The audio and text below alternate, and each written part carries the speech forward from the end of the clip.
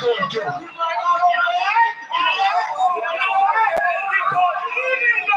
Even though I don't know you, guess what? Just like that's your boy, guess what? I'm your boy. Even though I don't know you, I'm not letting nobody tell you crap. You know why? Because I never saw you before. But you a black man like me. And it works out. My whole life was trying to find something to follow. Had loyalty, every man tried to borrow. Felt pain and a lot of sorrow. Got betrayed, so packed, I didn't even have my heart broke. Living confused, about to lose hope. Cops got me on the side of the road like a sideshow. Need an antidote before I croak. Now I'm setting fire to rhythm man blues, call this guitar smoke. Rebel with no cause, trying to find direction. The world got me vexed. Picked up a bad liquor habit that's hereditary from oppression. Felt like my life was on fire, trying to find an exit. Now look, 10 G's plus a good record. Sometimes a follower is a soldier, trying to find a good shepherd. Plus when you in hell, how did you excel? Wisdom the breath of life, I don't believe in fairy tale. Listen well to what I tell. No calling can cause pain, something that a rebel knows very well. Can't you tell I was sent from the Lord? Got a tongue like a two-edged sword, with a style that they might just record. The only thing equal is the curse for the wicked and the righteous reward. Have mercy on the many, don't see it. Separated from the tares, now on my prayers, and it's so be it. A rebel, take the world by word of mouth. U.P.K, we the rebels that you heard about. Yeah. And it ain't gonna stop till 100 virgins in the house and I'm handing verdicts out. Yeah, rank, you ain't heard a clout without a shadow of a doubt. These devils hitting licks off us. Fuck the bank, I'm about to stone the pocket ticket office. Can't sweet talk us, cannot stop us. And plus I know the feds watching us. Telling people that they church full of witch doctors. Put us in prison, they stockpile us. Meanwhile, U.P.K turning rebels into rock wallers. In league with mighty men, and now I understand things that never truly made sense. Like why I'm crying at this funeral for a criminal, knowing he ain't innocent. It's fucked up, but my boo shine, standing between two priests, about to blaze on their ass, call it tough love. Look out for niggas just club, and wouldn't touch a white bitch with OJ's black gloves. Father, forgive me for my error. I'm forever by your side. Clean and purge me of all my flaws. This the reason I'm alive. Thank God for this truth, cause for a long time was a rebel without a cause. Look, man, first time I met manager in YAHANNA, man, hit 3807. Rebel without a cause. My little daughter with me. Opened the door, he was dropping the truth on me and all that. Rebel without a cause. Man, you know, you do your time, we taking the mountains, training in hand-to-hand combat. Rebel without a cause, it's the reason I'm alive. Up, thank God for this truth, cause for a long time was a rebel without a cause. You cannot whoop us. We're already dead. We're already beaten down. We've been beaten down for 400 years. We already got the wounds inside and outside our bodies. How you gonna hurt us? You cannot threaten us. You cannot frighten us. We live in the most frightening places, under the most frightening conditions. We are immune to fear. We are immune to harm. You see what I'm saying? You have stepped into a cesspool. You're the only one gonna get infected.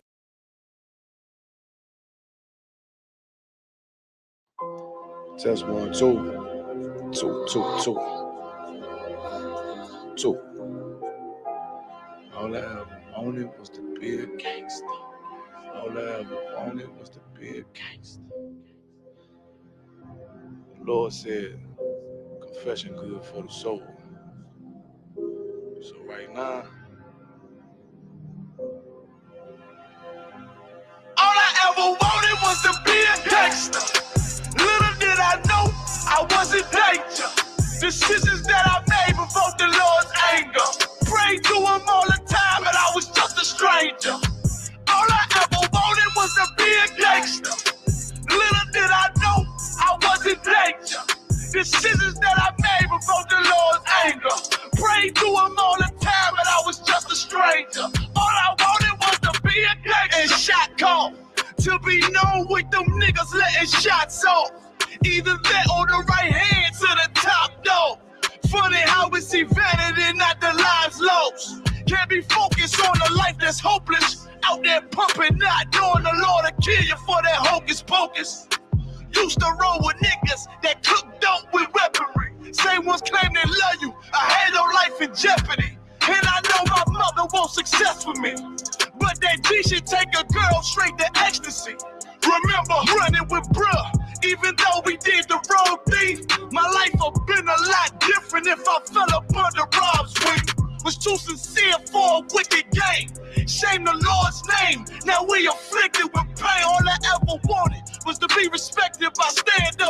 face, not knowing that them handcuffs custom made the face. All I ever wanted was to be a gangster.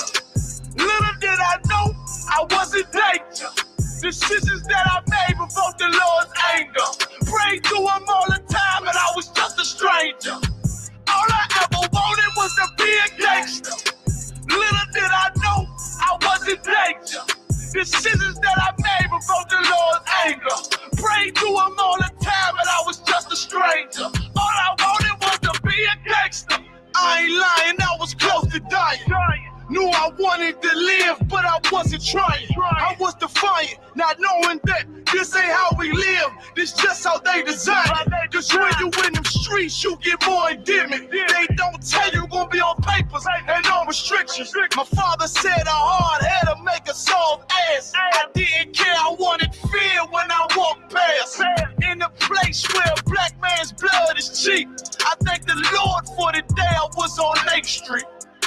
Pissing in the cup, back and forth to court, found the DC school. I swear it felt like I crawled on that fucking porch. The Lord said, my sheep, they ain't hear my voice. Asked me why I'm U.P.K, I told them I ain't have a choice. They said God ain't 50-50 and what's gonna come to pass. The Lord called me out the world and that's not really fair. All I wanted was to be a gangster. Little did I know I wasn't danger. Decisions that I made provoked the Lord's anger. Prayed to him all the time and I was just a stranger. All I ever wanted was to be a gangster. Little did I know.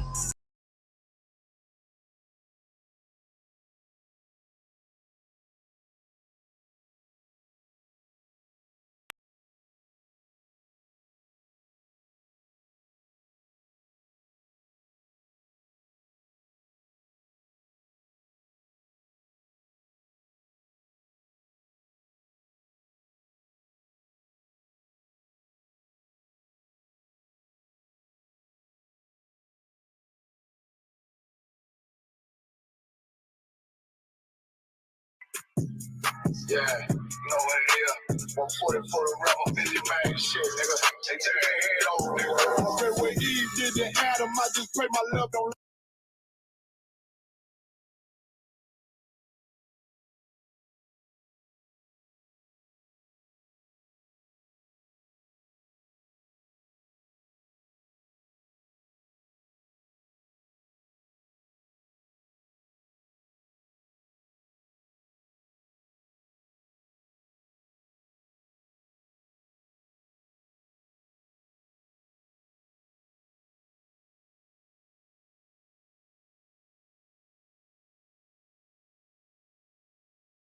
Check. What's on occur?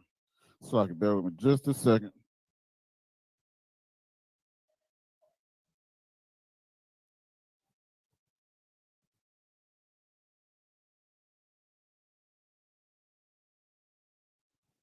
Check.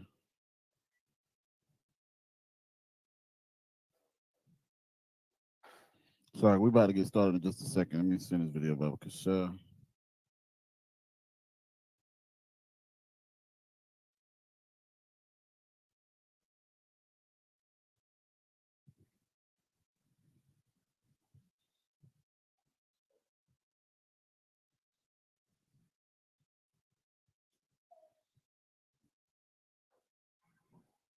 all right, what's on occur? Let's clap it up. Shalom. Yahweh Shem Yahweh Shah Brakathumna, my brothers. Yahweh Shemal Athan by Shem Yahweh Shah, my sisters. We had I.S.U.P.K. Start out at 1 West 125th Street, Harlem, New York, operating under the leadership of Commander General YAHANNA. We are not affiliated with no Israelite group, no Muslim mosque, whatever you have, you understand? The Israelite School of Universal Practical Knowledge, we stand on our own merit. We were bringing this truth out since 1969 that Blacks, Hispanics, and Native Indians of antiquity, you understand? Or so like Blacks, Hispanics, and Native Indians are the Jews of antiquity. You understand? There is no other Israelite out there as far as a different nation or anything like that. So them fake Jews y'all seen that whatever happened with them building tunnels in New York, they are not the true Jews of the Bible. You understand? It don't even make sense to me because if you go through the bloodline or the tree, you understand, the family tree between Abraham, you know what I'm saying, and trickle on down. You got Abraham, you got Isaac, right? Isaac is what? The progenitor of who? Jacob and Esau. So for now, think about it like this, right? So like Esau is supposed to supposedly, like they say, the Jews today. Now they are the ones that known of Amalek, which is Amalek is one of the sons or grandsons of who? Esau. You understand? So if we went through the bloodline or the family tree of Esau, right? Or Jacob and Esau, or let's just say Isaac. Isaac begot Jacob and he begot Esau. Well, Esau was the oldest brother, so he begot Esau and he got Jacob. Jacob begot the 12 tribes of Israel, which is the 12 patriarchs of Israel. You understand? And one of the patriarchs of Israel is who? Judah, right? Now, hopefully you following me what I'm saying. So with that being said, with Judah, where do you get the word Jew from? Judah. Jew is a derivative of Judah. So, and the word Judah means what? The Most High thanks. So, what thing was it? The sister Leah had Judah. You understand? And she praised the Most High for having a son or having another son, because she bare what, about 2 or 3 sons of Jacob. So, I'm trying to understand this. Where did Esau fall in that line yet? Esau is on the other side when it comes to his, lineage or family. You understand? He had different people of his lineage, but none of them were Jews. How could you be a Jew when he's the brother of Jacob and not the son of Jacob? You understand what I'm saying? That's why it makes no sense for him to even call himself Jewish, let alone a Jew. You understand? Because that's how you know he don't know, or he knows that he's not the real Jew, or he's perpetrating to be us. But of course, us as a people, we don't fully understand, and that's what we're here for, the true priests and prophets of the Lord in the Israelite School of Universal Practical Knowledge. You understand? But I thought that, I'm going to make a TikTok video on that, Lord willing. You understand? I got some pictures and all that set up because I was thinking about this today, and it's like, how can we really believe if you really go into the records, the Bible, you understand, and look at how the lineage trickled down? There's no way that Esau could be a Jew. Because again, Judah, or the word Jew, Jew, is a derivative of what? Judah, which is Judah is one of the 12, the sons of Jacob. Esau was Jacob's brother. So you tell me how that makes sense. You understand? Before there was Jacob, you understand? Before Judah came out, there was not necessarily Jews at that point in time. You understand? Now, Esau is a Shemite. He is of the lineage of Shem because he comes through Abraham and Isaac. You understand? So, little history for you. So, anyway, it's Friday night. You understand? In the form of fashion of what we do, we go over things that are pertinent to the language. We go over the things, how we communicate amongst each other, how we communicated with the angels, how we communicated with who? The Most High. You understand? Think, matter of fact, 1 Corinthians 13:1. We're going to start there because I was just watching. Shout out to Officer 1,000 Thumb Wine. I was just watching one of his classes, man, and it was super to wild, man. You understand? It's like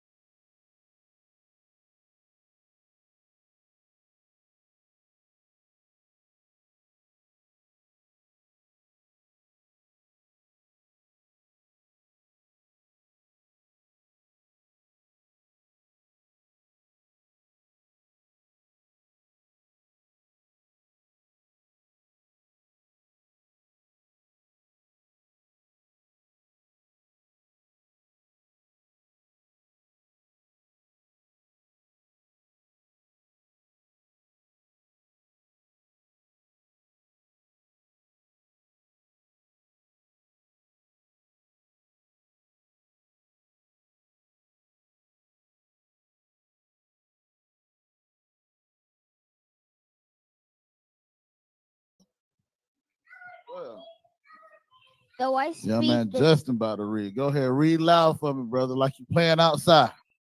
book of 1 Corinthians, That's right. chapter 13 and 1. Uh-huh. Though I speak with the tongues of men and of angels, Stop right there for me. Slow down. We're gonna get you right. So, like it says, though I speak with the tongues of men, right? We all know what the tongues of men is. You understand? The tongues of men is what?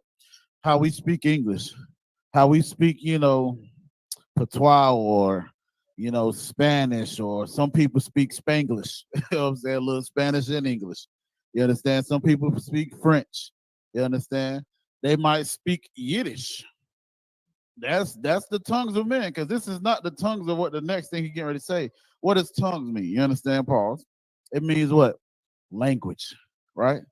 Because if he's like they say, they're speaking in another tongue, they're speaking in another language. That's why tonight is called what?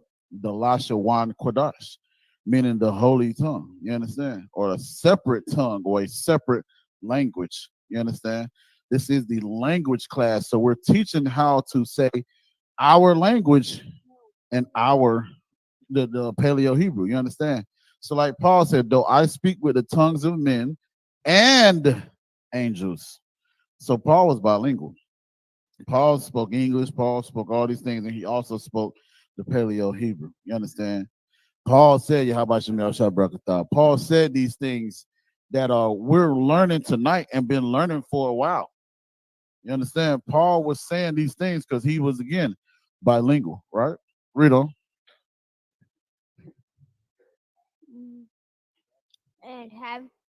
And have not charity, Go ahead. I am become a sounding brass or a tinkling cymbal. No sign Christ. So now, for those of you not understanding, this is a brotherhood scripture. You understand? But it also can be used to show you how Paul is saying that he's bilingual and he speaks of the tongues of angels, which is what we're speaking of whenever we say Yahweh Shem Yahshabrakatah. You understand? Whenever we say Abanawa Shabbat Shemaya Qadash Hayashimka, because who are we praying to? The Most High. You understand? The Most High speak the same angels, the same language as the angels. You understand? That's what Paul spoke. So, like he says, even though I have these talents to speak other languages,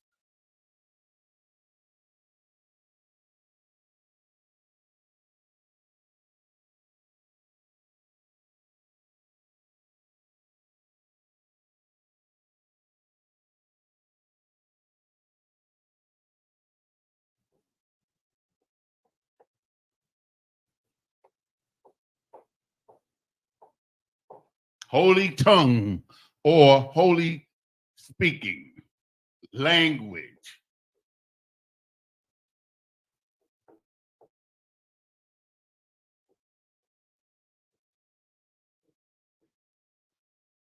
Meaning set apart. The word holy simply means, as you may know, simply means set apart. Understand? Separated, special. You understand? As we are the holy people, so is our tongue. So from Abraham, and of course, Abraham acquired the language from his foreparents. You understand? And this language can be traced all the way back to Noah, to Adam. Because in the Bible, if you've noticed, or if you read the Bible is simply directed through the bloodline of Adam, from Adam to Noah, from Noah to Abraham, to Isaac and Jacob and the 12 tribes. So this language was passed on. It's an ancient language, and we called it the Lashawan Qadash, the holy language, or speaking holy. Understand? And in 1 Corinthians 13 and 1, the Apostle Paul, the great brother, you understand, he describes it as the language or the tongue of angels.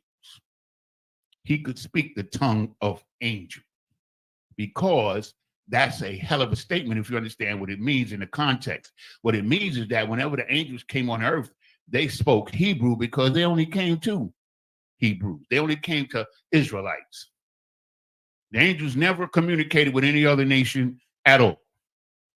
You understand what I'm saying? Except for it was a dream or a vision or something to that effect, which is very, very, very rare to have occurred.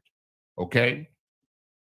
So the Lashawan Qadash consists of 22 what we call letters, but in reality, they are what we call pictographs. You understand? Which originally was like a drawing that represented a sound. You understand? That's a pictograph, basically. Okay, so we could call it letters. It's not a problem, but I just like to throw that little bit of history in there so we can understand our language, because our language, although it's an ancient language, the writing thereof, you understand, developed. You understand? It developed over a period of time. So by the time that Moses was on the scene, our language was full blown and we were able to read and write it and things of such nature, okay? It is our language, just like the Bible. Every book is our book. It's our records. Doesn't belong or pertain to any other nation, only as far as their dealings with us and how they relate to us according to the Most High God, Lord in Christ, okay? So this language is very special to us, as it should be, because, and I just want you to remember this, and anybody that can call in or put something in the chat that can prove me wrong, the angels only communicated with Israelites. All the prophets of the Bible are Israelites, every last one of them, from Moses to Christ. You understand? Male or female. You understand? Okay, so who we got? We got Cardena Petaway, Shalom, sis. Yahweh Shemal Athumba Hashem Yahweh Shai, and we got Shantaray Mystique, Shalom, sis. Yahweh Shemal Athumba Hashem Yahweh Shai, and then we got Olivia Arnold, Shalom, sis. Yahweh Shemal Athumba Hashem Yahweh Shai. Okay, we appreciate everybody that's watching. Now I'm just holding it down for a minute, because my brother, Officer Tabawan, as I said before, was caught up in a little traffic, and he told me he would be here momentarily. So I'm just giving you a basic outline of our language, and as we go on, we could just deal with the alphabet, which is something like, okay, the Hebrew language is not separate from who we are. If you go to the book of Jeremiah 17 and 14, it reads, "And thou, even thyself, shall discontinue from thine heritage that I gave you." That's Jeremiah 17 and 4, which means it's part of our punishment that we will be cut off from our heritage, which includes our language. Our language, Lashawan Qadash, is part of our heritage. Shalom, sir. What's up, little man? Hi. So, yeah. So that's where we at today. Okay, so it's part of our heritage. Like the language of a people is part of the way they express themselves, their mode of expression. So our language was developed as the way that we expressed ourselves. And it's a very spiritual language, because every word in the Hebrew language has a context to it, meaning that it's applicable to different contexts. You understand? And that's what we learn here in the Lashawan Qadash class. And our brother just walked in, so we'll be proceeding as regularly scheduled. Okay, it's going to take a few minutes. Okay, so I'm just giving you a basic outline of the language and how important it is to us as a people. You understand?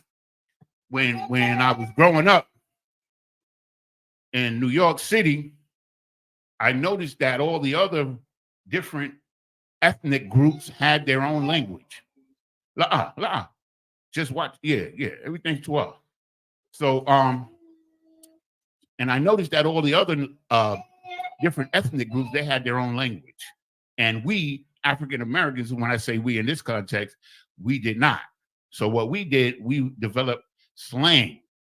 You understand? Which we did in every city. It doesn't matter what city you were from. There was a particular type of slang. You understand? Because that's the way we express ourselves. That's the importance of Lashawan Qadash. And I always wanted to have a language I felt a little envious of the other nations because they had their own language and we did not. You understand? And so now, when we discover the fact that we, in fact, do have a language of our own, a very special language, you understand what I'm saying? And to reclaim our heritage, we must and we will reclaim our language, our mode of verbal expression. You understand? That's what it's all about. You understand what I'm saying? You know what's one of the main advantages of being in the I.S.U.P.K and in the truth? We study this language. And this language is the language that the Bible was revealed in. The Old Testament was revealed in Lashawan Qadash, or in Hebrew. You understand what I'm saying? So if you want to understand the true understanding of it, you have to understand the Hebrew, the original language with the original context. And that gives the I.S.U.P.K and the Commander General YAHANNA a very, very large advantage over anybody else. You understand what I'm saying? You understand? Like let's take a word like let me see. Let me take a word like virgin, the word virgin. Heaven, those two words, right? Virgin in English has a meaning that's applicable to male and female. You in English or in Western world, a virgin could be anybody, male or female, that has never had intercourse. But in our language, a virgin is simply a young woman of marriageable age. After she comes into her flower, she's a virgin. It doesn't mean that you can go get her or get at her. It's just meaning that she's entering to the period where she can be, no pun intended, where she can marry and bear children, okay? So that's a word that means something different in Hebrew, you understand, and in English. And that makes a lot of people that only know English misunderstand particular verses in the Bible. You understand? And also the word heaven, right? Like in Hebrew, the word heaven for heaven is shemayim. And it has multiple contexts. It means the place where the Most High dwells, where none of you ever going to get to. You understand what I'm saying? You can forget about that. And then it means, you understand what I'm saying, the sky or outer space. You understand? And it means rulership, depending on the context. Okay? So that word heaven in the Christian world and even in the Muslim world means like some kind of place in the sky that's going to be paradise and people are going to float around with wings, and you know what I'm saying? Because they don't really understand what the word really means at the root. You understand? Okay, so that's part of the issue we have with learning our language, is that we, you understand what I'm saying, get the proper context. You understand what I'm saying? It's a tried and true process that we deal with on the regular. You understand what I'm saying? Whereas other people, they come up, first of all, if you're following after the so-called Jewish man, I mean, you're in bad shape. If you're using his ignorant interpretation of Hebrew, you understand, then you're in bad shape, because you're not really going to really understand the truth. It's just like the Bible itself. If you cannot look at the Bible from the context that it was given only to the Israelites, you're never going to understand it. You're never, ever, ever. You could study 4,000 years. You're not going to understand it, because every book in the Bible is written, and expressly so, to Israelites. You understand what I'm saying? None other, nobody else. You understand what I'm saying? These are our records, like I said. This is our language, and it should mean something to us. You understand? And I think it's what is it? Baruch 4 and like chapter 4, verse like 3. It says, you know, to take hold of it. Take hold of it. You understand? I wish, you know, I ain't got a reader yet, but if you go to the book of Baruch, chapter 4, I think it's verse 3.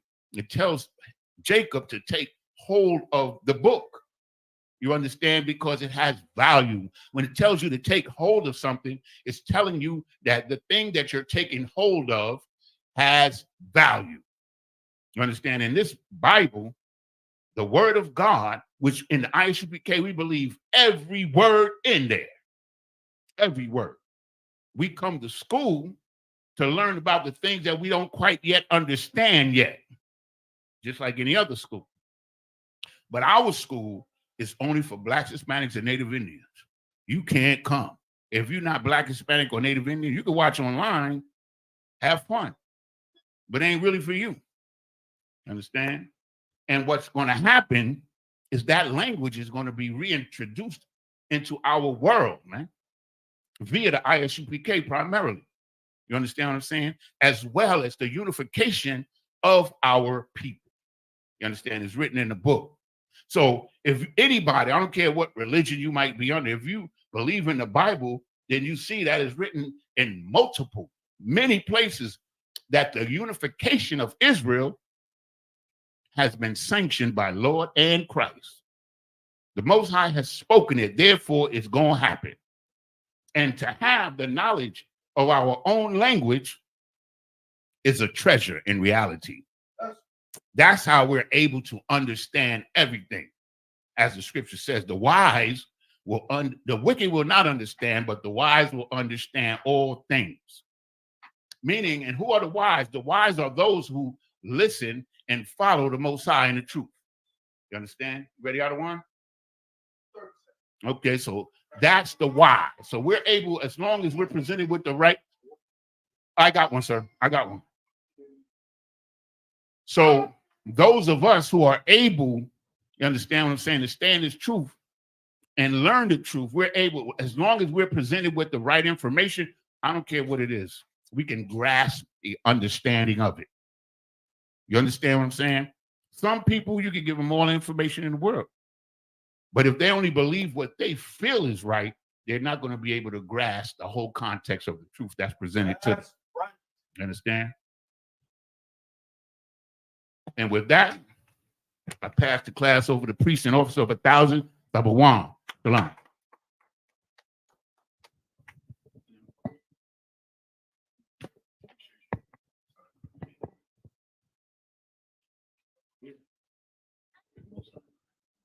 Most High in Christ. The water to my brother. Give my brother officer 500 yards on the other hand.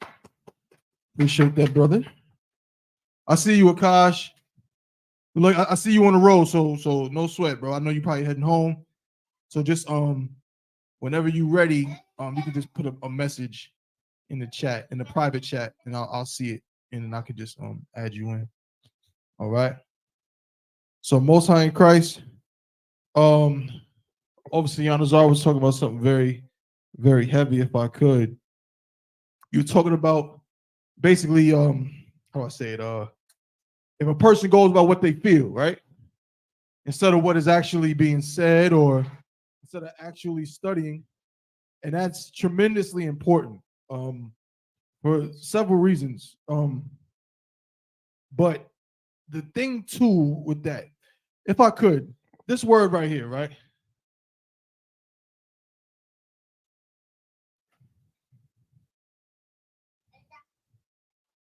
Now, I could simply ask the class, what does this word mean?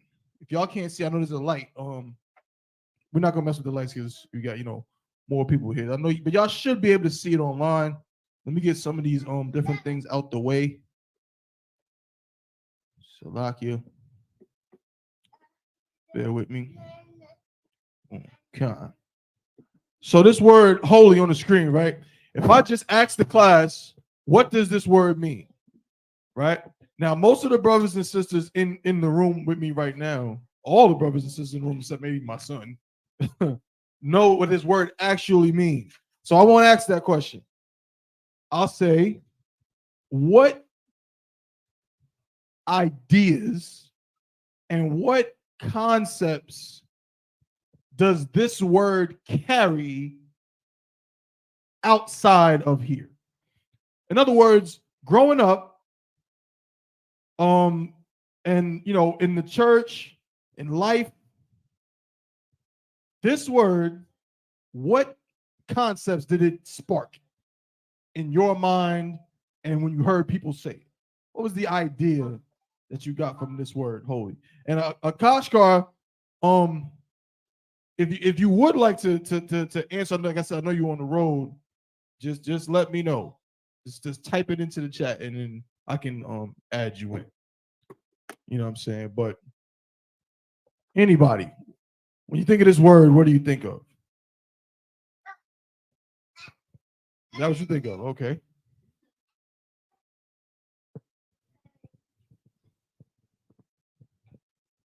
Salakia, Go ahead. like before I came into the truth, you know, that word was like a mysterious kind of word. Right. Like, we never really got the definition. I never heard of the definition of holy until I came to the truth. That's the honest to God truth. God. So I hear you. In Christianity, which we were all under, whether it was Islam or Christianity, just different branches of the same thing, we thought it was like some mystical type of righteousness that we never really learned how to attain to it. Right. Yeah, some mystical type of righteousness, right?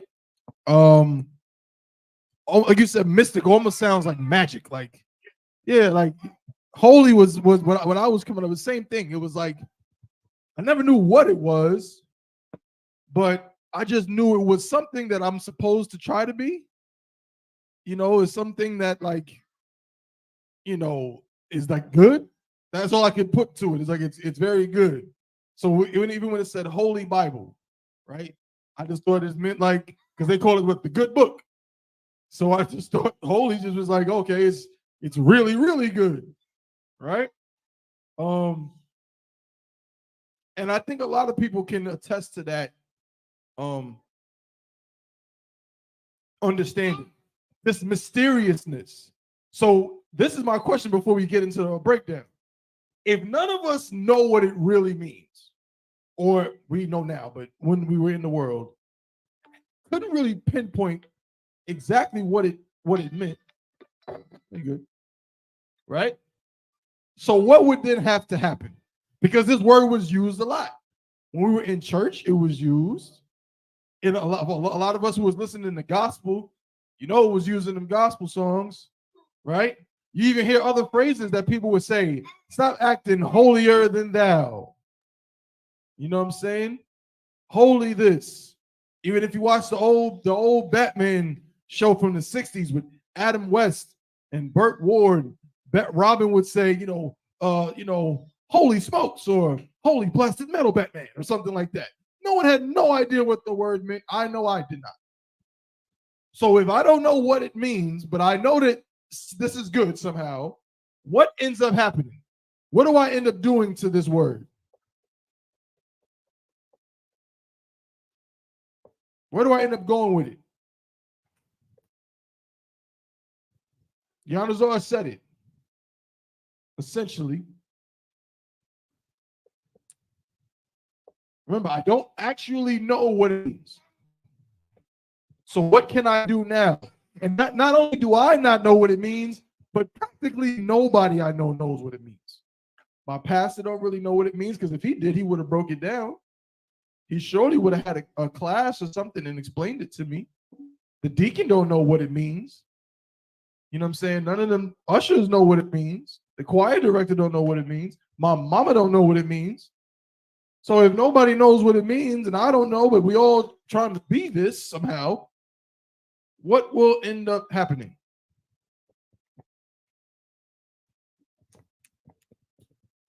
One of the things that could happen is that people make their own interpretation of Give him a hand. What it means. That's it. Damn right. My son started clapping, right? But you're right. Absolutely. People make their own interpretation. You said it before. People will go off their feelings, and then they'll define what holy is. A woman will then define, oh, I'm waiting for, you know what I'm saying, a man, a righteous, a holy man to come into my life. And she'll say that holy man has to do what? Make $1 million every week. She'll say the holy man has to be 6'5". You understand? The Christian pastor will say that being holy is being a member of his church. How about this? Furthermore, they'll tell you that, if holy is good, and in the Christian church they eat pork chops and say all you got to do is pray over it. Well, I guess these are some holy pork chops, right? I guess everything in there gotta be holy and delicious and wonderful, right? In the Catholic Church, they'll say that Mary is our holy mother of God. You know how many Catholic schools and churches? We got a school. There's probably, I know there's numerous schools throughout the country with this name, but I do know that in Queens, where I'm from, there's at least one. Like I don't know if it's a middle school or high school. I think it's a middle school. It's like a Catholic middle school called, and the name of it is Holy Child. You got Holy Child, Holy this. You know what I mean? And no one knows what it means, but people can decide what it means. But the beauty of what Officer Yanazar was bringing out is that what we do in the I.S.U.P.K, because we're just studying these things and getting to the truth of the matter, guess what? I don't get to decide what holy is. I don't get to make up my own interpretation of what holy is. I have to go with the truth of what it is. And what is the definition of the word holy? Somebody give it to me in the honor vein. Baba Kusha. See, even that right there. You go into Christian church, how many people even knew there was a such thing as a Zondervan Compact Bible Dictionary before they came into the I.S.U.P.K? People didn't even know there was a thing. A Bible dictionary. Isn't that something? I remember going to church with my mother as a young child. There was Bibles everywhere, but there was not one Bible dictionary. There wasn't one concordance. There was no study materials at all. And trust me, there was classrooms, but none of those things. So the word holy comes from this word, this Hebrew word.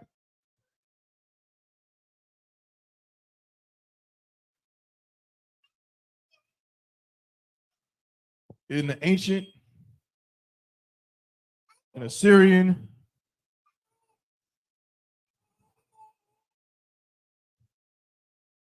right? You got it, Yanazar? I got it, sir. Go ahead, Baba Shah. This is the definition of the word holiness or holy in the Zondervan Compact Bible Dictionary on page 230. It says, usually translate words derived from a Hebrew root, meaning separateness, withdrawal.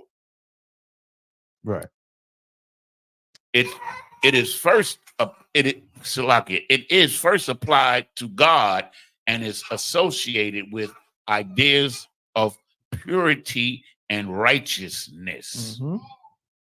Right. And guess what? Those things are not necessarily wrong, but if we understand what the word actually means, now we know that some of the things that we were told were holy cannot be holy. Some of the things that take place in the Christian church, some of the things that are said in the Christian church, that the implication being that it's holy, but it can't be holy because holy means set apart. It means separate. How does that make sense? What makes something that's set apart or separate better?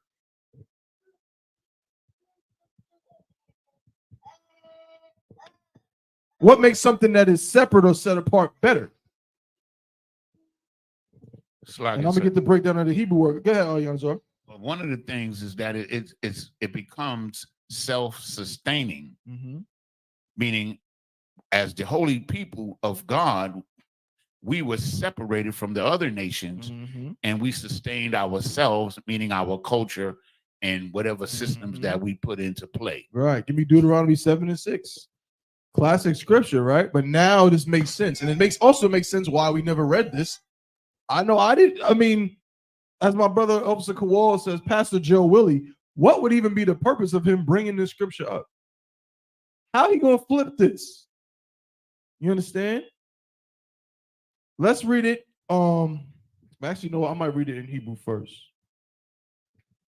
I might read it in Hebrew first and then let Yanazar translate it.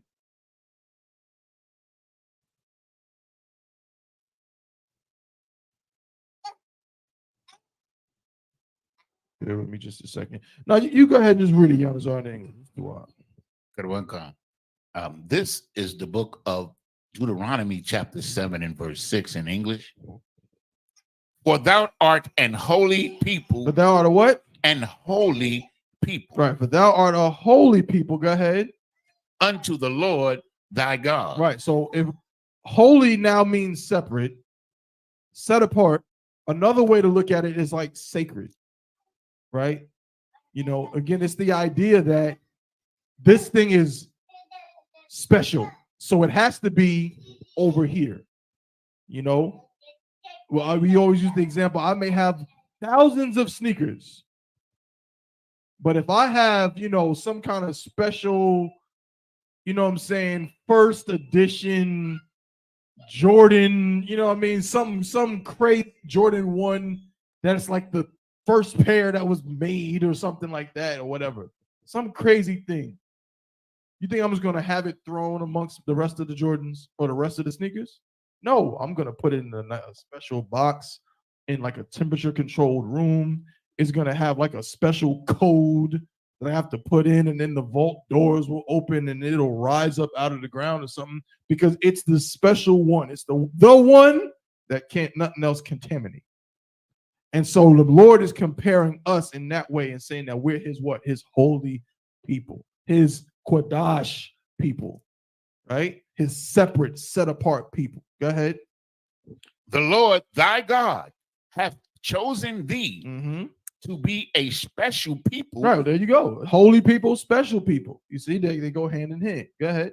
Unto himself, above all people that are upon the face of the earth. Right. Above all people that are upon the face of the earth. You understand? That's heavy metal. You understand? For our people, for people to understand, this to know that's in the Bible. Like I said, how's Pastor Joe really going to get around that? How's the Christian church going to get around the scripture saying, I chose you to be above people, but there's not supposed to be no racism in the Bible. God doesn't choose anybody. He loves everybody. Well, then that don't make sense. So if God has a holy people, you understand? And now we know what the word holy means. Can't nobody fool me with this word no more. Now, when a Christian comes up to me talking about something holy, I'm like, you don't even know what holy is. And I'm pulling precepts like this. You understand? So going back to what Yanazar said, that's why it's so important. And now you can drop Deuteronomy and give me the Apocrypha. Did you already read the Apocrypha? The prologue.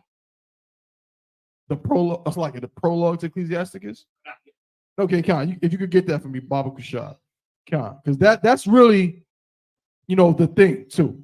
It's just super important to understand why we're doing this, which is what he was talking about. We're doing this so that way we're steering clear of feelings.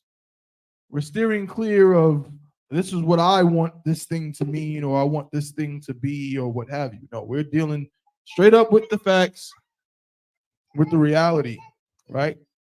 So go ahead and read that when you got it, brother. And let them know where you at. This is the prologue of the book of Ecclesiasticus. This is about the 5th paragraph, okay? God. And it reads, to the intent that those which are desirous to learn and are addicted to these things might profit much more in living according to the law. Go ahead. Okay. Go ahead. Yeah, we doing. Wherefore, let me entreat you to read it with favor and attention, and to pardon us wherein we may seem to come short of some words, which we have labored to interpret. Doing the work, right? Talking about doing the work of interpreting these things. All right. This is not this is another thing too. I'm not going to dwell on it, but it's so funny. Like the concept in the Christian church, is there even a concept of work in there? Like in the church, is there an idea that to attain the kingdom that you have to do something? And if there is, what is it? So like I said, if I may, this point that you just brought out is a hell of a heavy point, bro. Mm-hmm. Because like every time I battle a Christian, right, Mm-hmm. all they want to do is tell you that all you got to do is have faith. Right. But they have no, that's heavy. Mm-hmm. They have no concept of what faith is. And Right. faith is pertaining to work. Right. But everyone knows the scripture that says faith without works is dead. So in the Christian church, what is it that you're here to do? You understand? Because from what I've seen, again, I have not been inside of a Christian church in many, many years. I have not been in a Sunday service in forever. But I'll say this. Last time I was in one, they was doing something, but it didn't seem like work. You know, everyone was, there was a lot of sweat, pause, a lot of running, and again, musicianship, all of those, those are which are great things. But what is the work? But when you actually read the Bible, every prophet, every person we read about had to do stuff. So like they'll say, go usher or sing in the choir for the Lord. Like, hey, that's the work of the Lord, right? I hear you, sis. John, you're right. That's what they're going to say. They're going to say that if you sing in the choir, that's the work. So if I can't sing, I guess I'm just going to hell, right? If I can't sing or play the tambourine, I'm just a lost soul. Because what I'm going to do? I guess I got to just pick up one of the tambourines and just hit it. You know what I mean? That's my service to the Most High. That's not service to the Most High, man. That's not the work of the Lord, because that's not really work. You understand? The work of the Lord is to help, save the Lord's people, his holy people. The work we do in the I.S.U.P.K, that's the work of the Lord. You know what I'm saying? Listen, if you're doing something that, again, not saying you don't want to do it, but like you don't even think about it. Like there's not any feeling. We all got jobs. You know what it's like when you go to work. You know what it's like when you go to the slavery. You know that feeling, right? If you're doing something and there's not an element of that in it, of that I'd rather be doing something else, that ain't work. You understand? And what I'm trying to tell you is these brothers in the I.S.U.P.K that go to camp and so on, guess what? We love what we do, but I'd be a liar if I said that I want the rest of my Saturdays for the rest of my life. You know what I'm saying? If I had my way, I'd rather, not be at home, cuddled up with my family, watching a movie or something. You know what I mean? Who wouldn't? Who wouldn't prefer to do that? But of course, black people got to get saved. Hispanics, Native American Indians, somebody got to do it. You know what I'm saying? And I took an oath. You know what I mean? That's the work that not just myself, but my brothers and the men above me do. That's what Commanding General YAHANNA does. Commanding General YAHANNA didn't, if he was in a Christian church, bruh, none of this would be here because he wouldn't have did any work. He would have had no work ethic. He would have just, sat around and sang a song, but that's not what he did. He put in work, right? So I'm just pointing that out. Like when you're reading these scriptures, everybody you're reading about is actually doing something. They're working. But go ahead, brother Salaki. For the same things uttered in Hebrew and translated into another tongue. Right, such as the phrase Lashawan Qadash, right? Such as the phrase Qadash, right? Such as my brother brought out the word virgin in English, right? There's the word virgin, when you see it in the Bible, the word virgin in English, there's about 5 or so different Hebrew words from which they translated all 5 of them into one English word. And that's the confusion. And that's why people think that Mary, when it's called her, when it said a virgin shall bring forth a son, they're thinking, well, in English words, virgin means you never had sex. So that's what that means, when that's not what that means, right? The Hebrew word that it comes from in that context does not mean a person who's a woman who, it can't be a person because it can't even be a man. It does not mean a woman who has never had sex. It means a woman who is of marriageable age. Now, in our culture, a woman of marriageable age, right, who is not yet married would be what? Well, more than likely, she would not have laid with anybody because in our culture, what? What's marriage? Sex. Sex is marriage. So yes, in our culture, a young woman of marriageable age who is not yet married more than likely has not had sex. But it doesn't mean that, because guess what? You know what Mary still was after she had sex with Joseph? Which is the whole point. What was she still? A She virgin. was, exactly. There's a scripture in the Old Testament where it calls, I forgot who it was, it's escaping me right now. There's a sister, it's a brother of a famous prophet's wife. She has multiple children already. It calls her a virgin. She's had plenty of sex with her husband, but she's a virgin because she's still a younger woman. She's still a young woman. That's all it means, right? So that's the importance. When these things are translated, they lose something, and that's important. And that's why we're doing what we're doing here. Right? No, that one was mine. You can take it if you need. Yeah, good. Yeah. Hey, did I give you your water? Come. Yeah. Yeah, come. Right. Finish it out. Yanazar, Baba Kushal. For the same things uttered in Hebrew and translated into another tongue have not the same force in them. And not only these things, but the law itself, Right, and the prophets, right, and the rest of the books. Meaning the whole Bible. The whole Bible. There's no small difference between when it's translated and when it's spoken in its own language. It's not a small difference, meaning what? It's a big difference. All right. Most High in Christ. So, what were we on last week? I mean, I know we had gotten some vocabulary. Yeah, refresh my memory, Giannis. I remember what we talked about last time. I don't cover for me last week. I want to say that I had something else I wanted to go into. Oh, right. I think we ran. We were dealing with the alphabet and the origin, the original root word for each pictograph or letter. Right, that's what it was. We were doing the pictographs, right? We were doing the pictographs. I'm gonna switch gears for today because again, I know everybody really likes learning new words and vocabulary words and things like that. So I want to talk a little bit a concept that's involved with that. All right. I see you, Akash.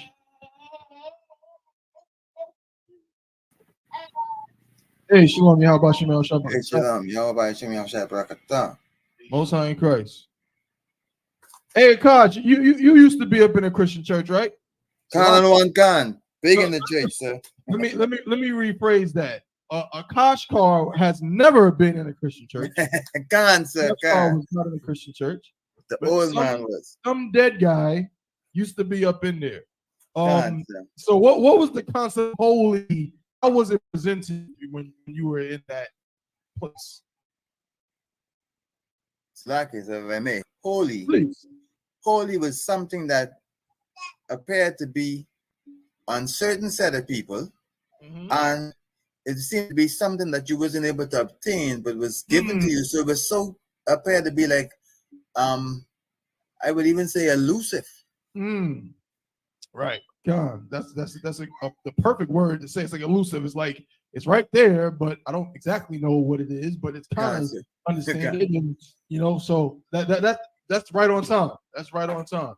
But so I would like to talk about or go into some names, right? Some names that we see in the scriptures and what the actual names would have been versus what we see, right? And we're going to see some overlap in how they're formulated, going again to this idea of translation, transliteration, and so on, right? So we're going to do that. So in other words, we're going to get some classic names in the Bible in their true Hebrew forms of said names. All right. But so to start off, to lead us into that concept, someone refresh my memory. What is the difference between translation and transliteration?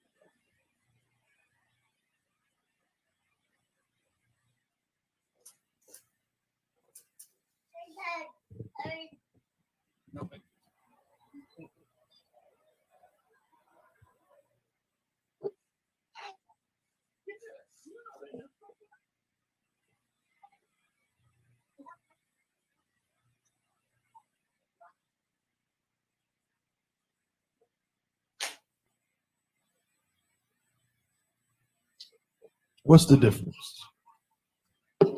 So let me take a stab at it. God. So translation would be translating one language to another. Okay. And transliteration would be using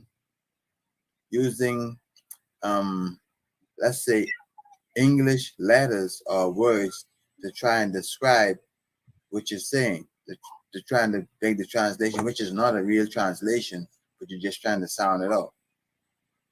You on track with it. I think I know where you're going with it. I just need you to say it more crisp. But I know I follow you, Akash. But I need you to say it more crisp so people can make it clear, understand the difference. Because there is a difference.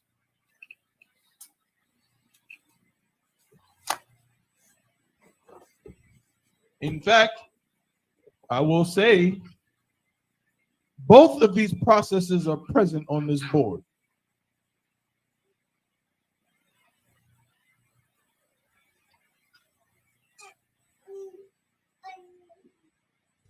Like this, sir. Please. Okay, so a translation is defining the word, giving a definition or defining the word. Okay. Where transliteration is transferring the word from one language to another via written letters. Again, I know you both know the answer and are essentially saying it. It's just that the words are not crisp enough. And the reason why that matters, and I'm harping on it, is because with something like this, the little details is what will make the difference between somebody understanding it and somebody not understanding it. So I know what you're saying, but I'll put it like this. There's a word. You use the word definition. That can throw somebody off. There's a word that will make it plain what this does versus what this does. So find the word that tells you what this does and the word that tells you what this does. And trust me, those words exist. Lord willing, after today, no one will forget it. If you do, it's not a big deal. But don't forget it though. How about this? Let's break these words down. First, let's break it down this way. And I'm please, YouTube, don't cut me off. I'm not trying to be funny. I'm literally trying to break down some English here. Okay. What does trans mean? So like if it means to change. Right. Okay. So in both of these things, we're dealing with a change. Right?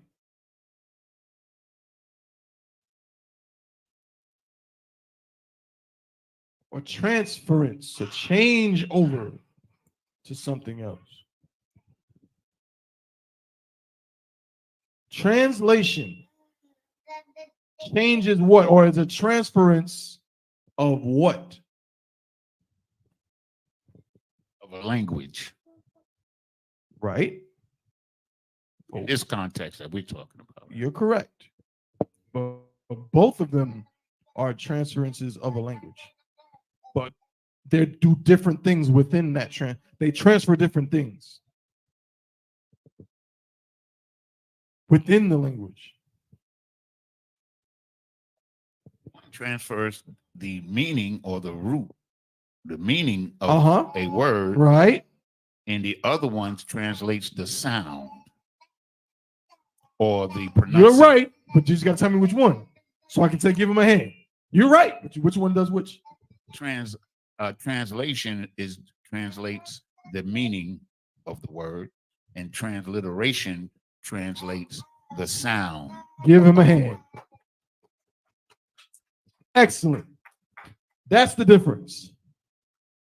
This is a change of the meaning. This is a change of the, or a change of the, I'll say the writing system. Why am I saying that? Because if I'd have said change the pronunciation, it would make it seem like I'm saying you're changing how you're saying it. But that's the whole point of a transliteration, is the opposite. It's not to change how you say it. It's to help you say it properly in a different language. So let's see this at work. If I say,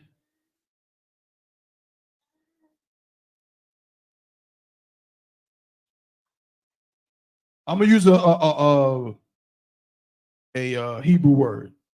Let's see if y'all know the meaning of this word. I'm not gonna write it. I'm gonna give you the answer, but so I'll use this word. I'm gonna use ancient.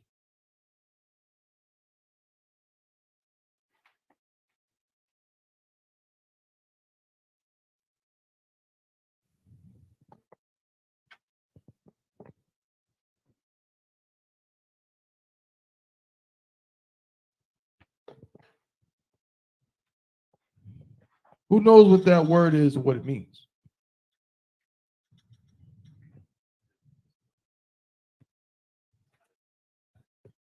Good.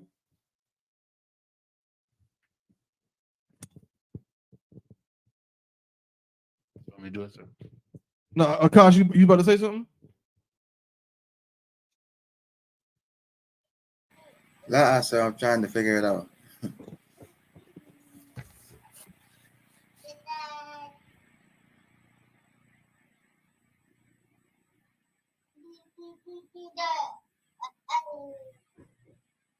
No sweat. So like I said, that is the word nabla.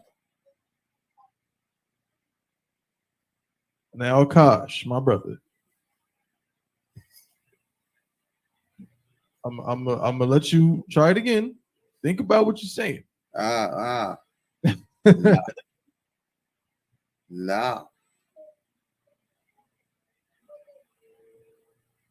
Go ahead. Labna. La. Look at the connectors. La. So Laban. Laban. There you go, right? Khan, sir. Yeah, Khan, because you got it from right to left. But Khan, that's it, right? It's Laban. Laban, right? Which is a famous name in the scriptures, right? Who knows what that name means? Still like it, sir. Oh, go ahead. It means white. Oak means white. We know, so the word is Laban, and it means white, right? How would we write the translation of Laban?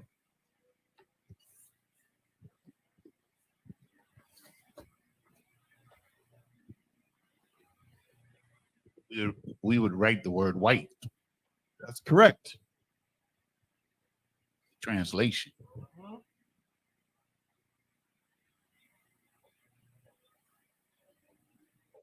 We would just write the word white because that's the translation of Laban. Now, how would we write the transliteration?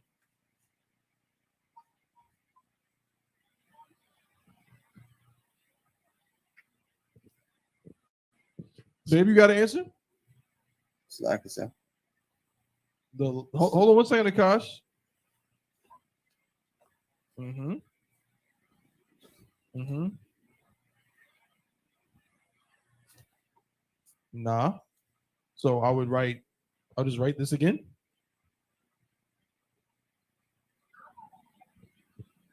I'll just write it exactly like this, like.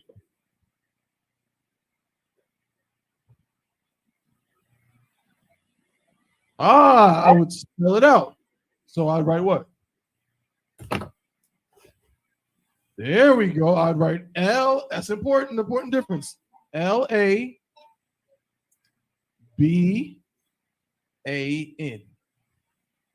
I would write that because this is a transference of the writing. I'm transferring from one writing system to another writing system, but trying to capture the same pronunciation, the same sound. That's a transliteration. And a translation is, I'm just trying to tell you, which I know why you said definition, right? But I just wanted to be clear. I'm just trying to tell you what this word means in another language, right? That's the difference between the two, all right? And that's going to be important moving forward because everybody's going to love a good old transliteration when it's time to read some Hebrew. Of course, if you're in the Sabbath service, you're not going to have that luxury, more than likely. Even though I believe they're working on it, on a transliteration for the whole scriptures. I believe so. But yeah, for now, y'all niggas gonna read a series. Salaki. Straight like that. All right. So Most High in Christ. Now understanding that.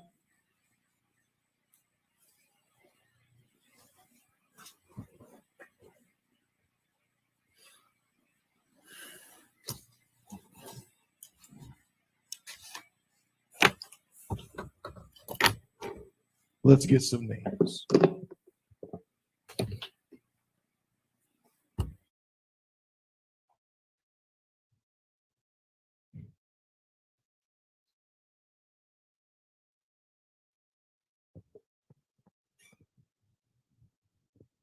And the reason why I brought up the whole thing with transliteration is because we're about to understand how that all transliterations are not made the same, are not cut from the same cloth, right? You can have bad transliterations based on false representations of the pronunciation.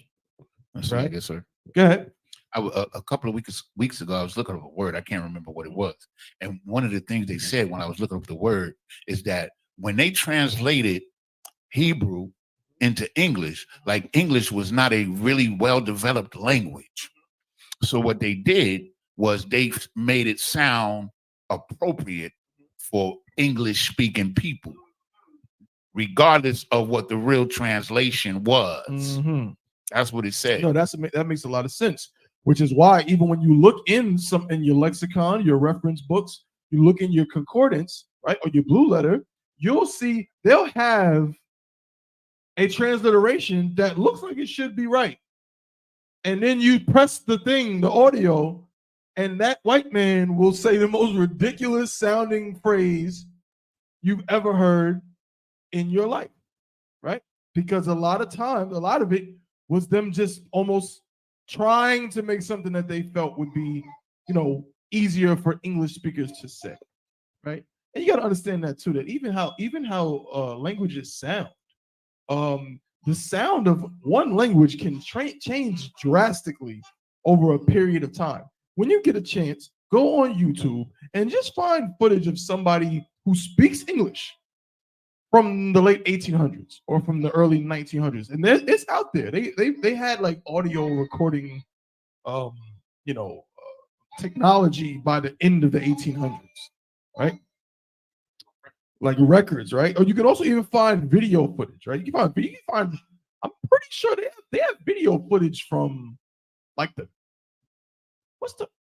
oldest video footage I think is from like 80 something, 1890 something, like the oldest video footage. But they have consistent video footage. Like you can watch footage of New York in like 1916. It's not really hard to find, right? So you can go find footage of somebody speaking English from like Massachusetts, from like the 1910s. And guess what? Their accent sounds like something you've never heard a person speaking of today at all. It don't even sound, it sounds so foreign, okay? Because these things change over time, you know? Things morph in that way, all right? But what's a good example before we go get into some other ones? But I'm gonna do one that everyone knows again to get an example of what I'm talking about, right? This is one that everyone knows, right? Go ahead. Yeah. I put in oldest video. It says oldest video ever recorded was 1874. Look at that. I'm giving them 1890 something. The oldest video ever recorded. That's amazing. 1874. I would have said 1903 or something like that. They had video in 1874. That's what? A little over 10 years, less than 10 years after the Civil War. Lincoln was killed in 1867? Mm-hmm.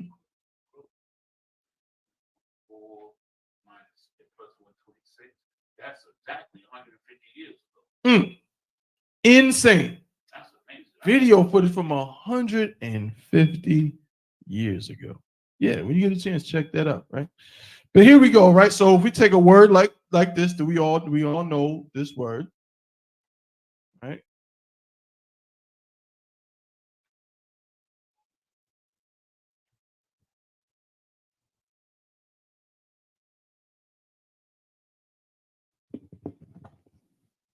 Right?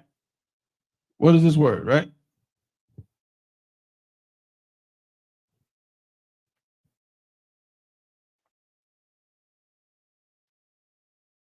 You don't have yours? Oh, I got to print some more out. Yeah, Akash? Yahawashi, sir. Yeah, right? Yahawashi, right? So the proper transliteration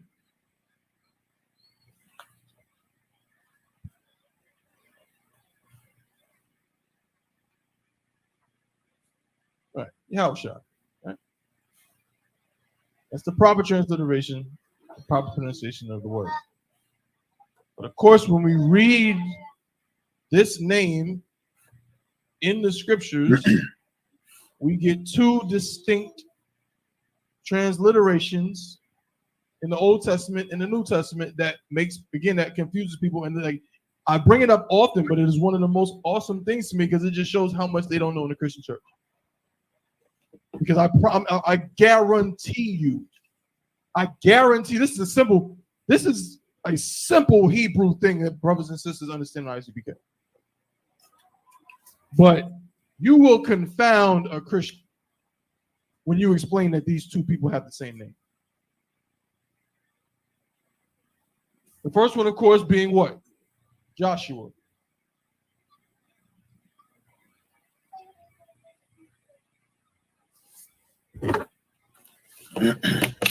And then the one in the New Testament, of course, being what? Jesus.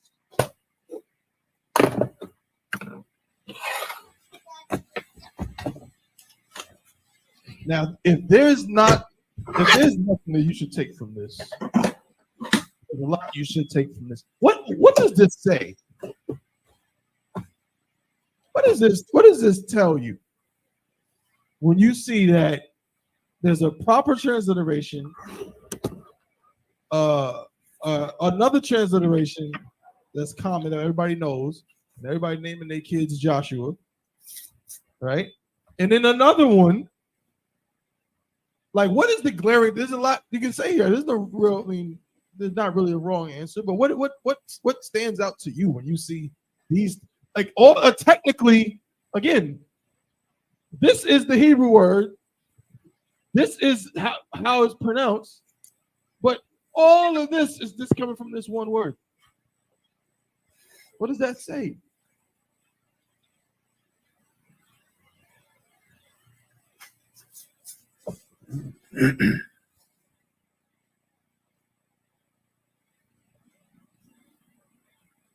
Come on, man. Y'all not even gonna give me the easy answer that it says that the oppressor is the devil the Bible speaks of. I was waiting for somebody to say it.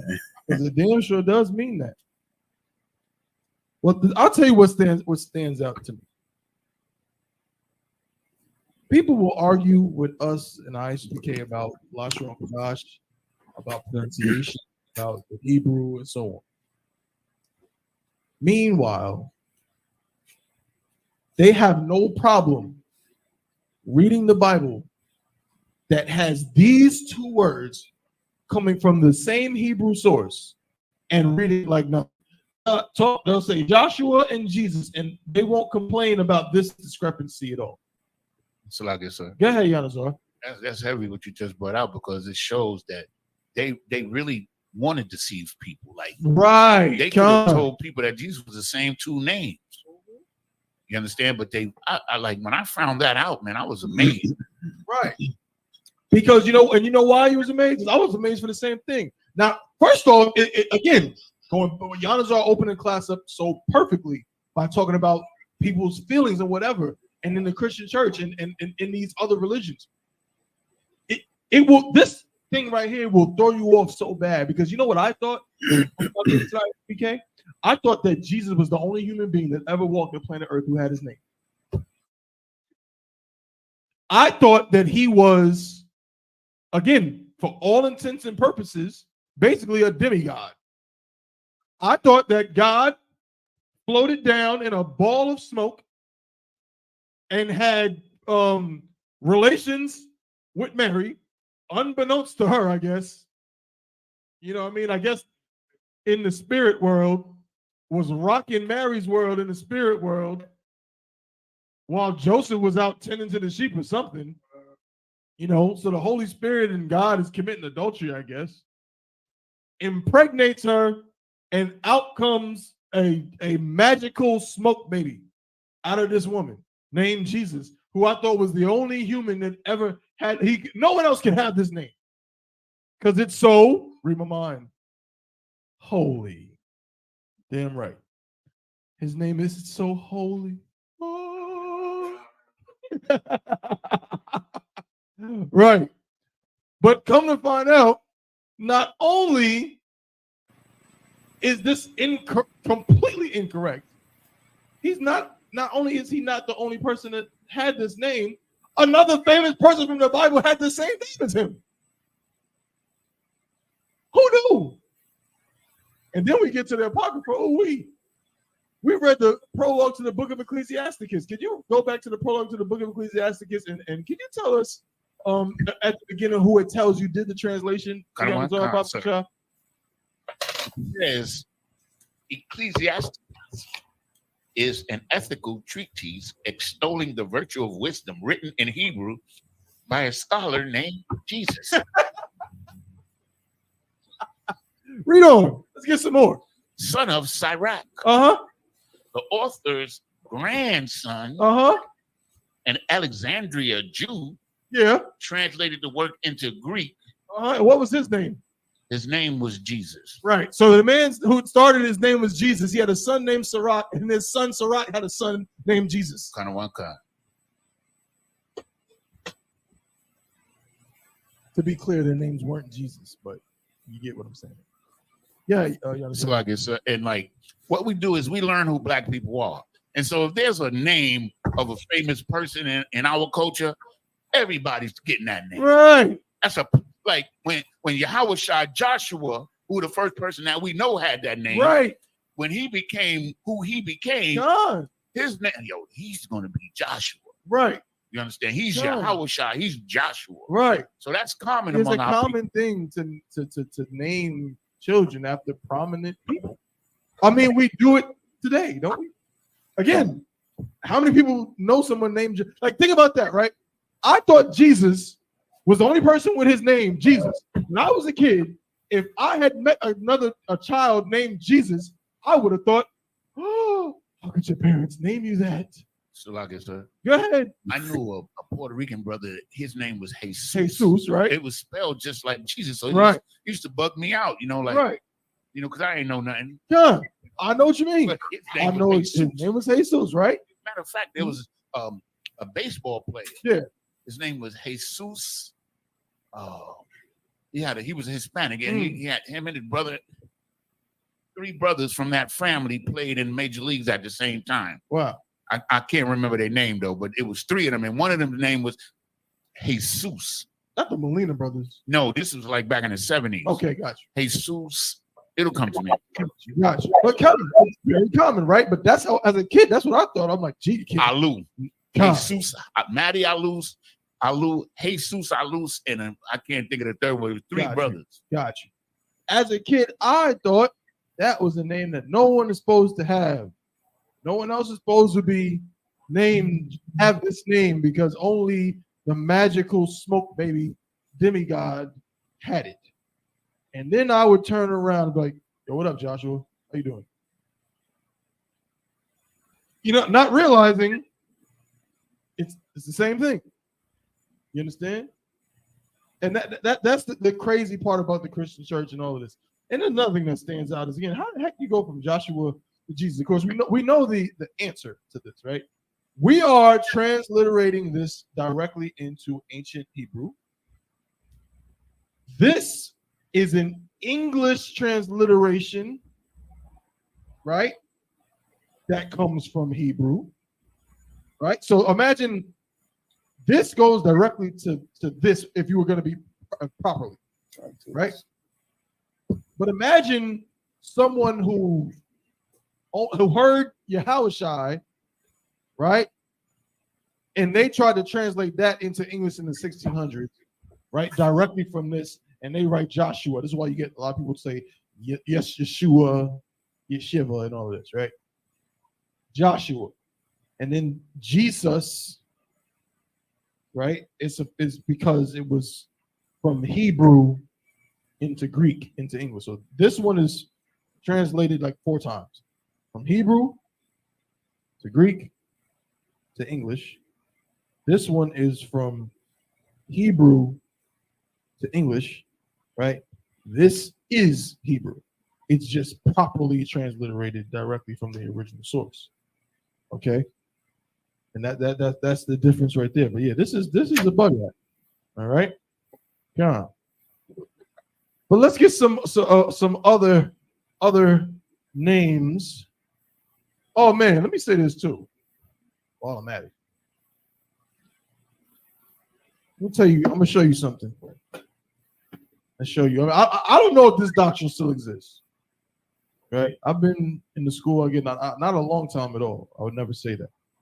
But in my time, I've seen a lot of doctrines and fake Israelites and so on. And I at one point I remember when this was a thing. Again, I don't know if this is still a thing. I don't know if this group or whatever they call themselves still exist. But I'm gonna put a name on the board, and I wanna see if who knows what it is, whose name it is, and also what it means.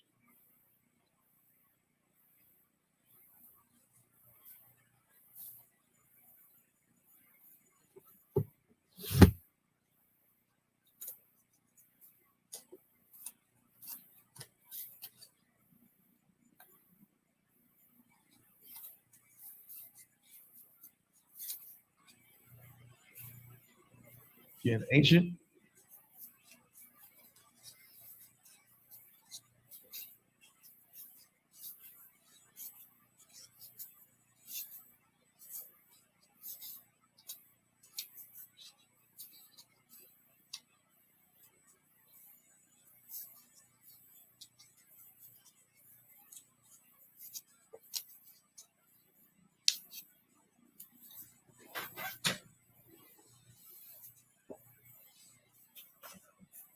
I remember when fake Israelites were saying that this was the real name of Christ.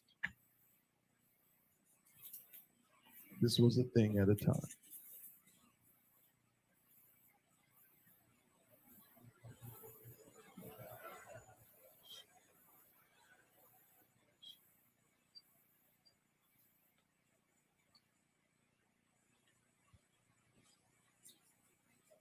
Yeah.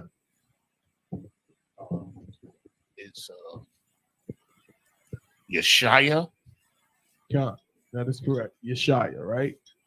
Shia, right, is also the name of one of the seven heads, one of the brothers who helped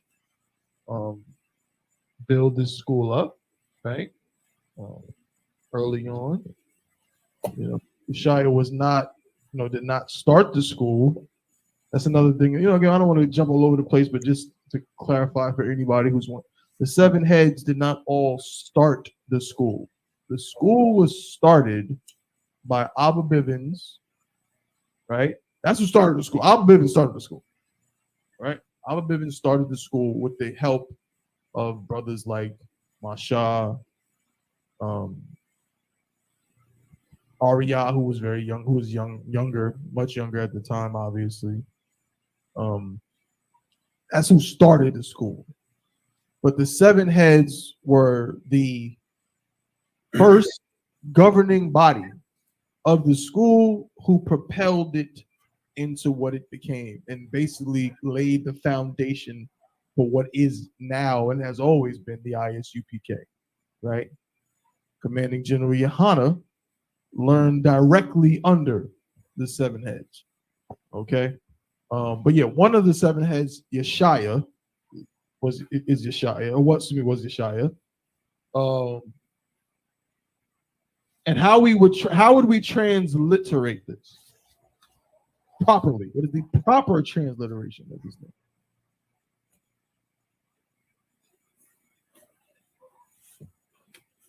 name? How would we write it? Simple question. Throw it out. Well, according to the Bible translated into English, it would be written Isaiah. That's not quite what I was asking you, but I fair enough, right? That's this name. Right?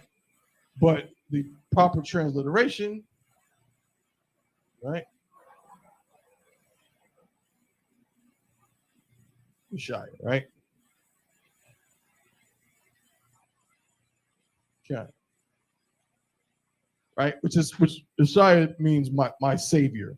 It's similar to Yahweh Shai's name. It's related, but it is not the same name. Okay. But yeah, so we see in the scriptures when we read it, we see Isaiah. But the properly it's Yeshaya. Okay.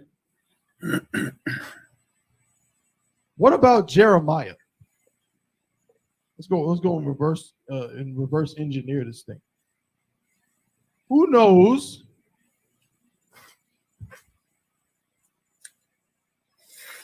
what is the appropriate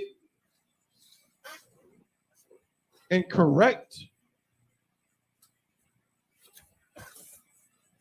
Hebrew pronunciation for this name and the proper spelling?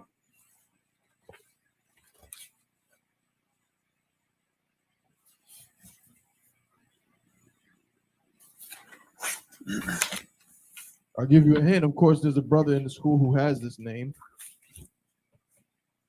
Not in our zone, though. He actually was in our zone, though. You do? Okay, go ahead.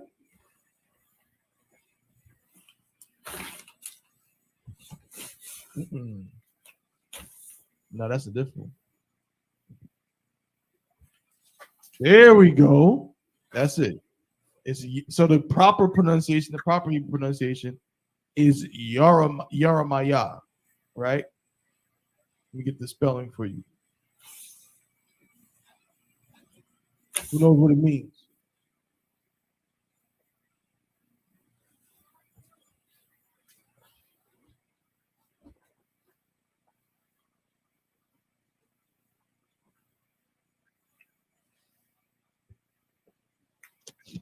So I guess Okay, Yamza.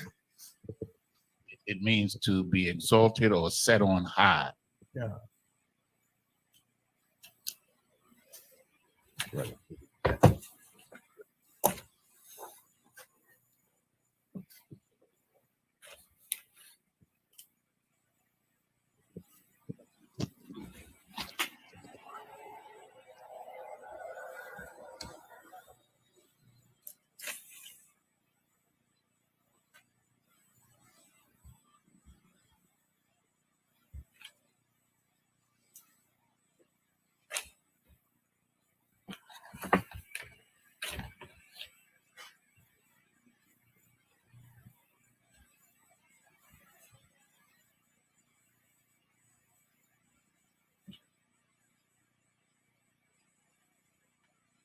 Right?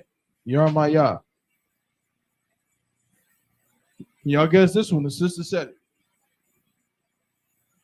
I'm gonna go and give you the proper transliteration first.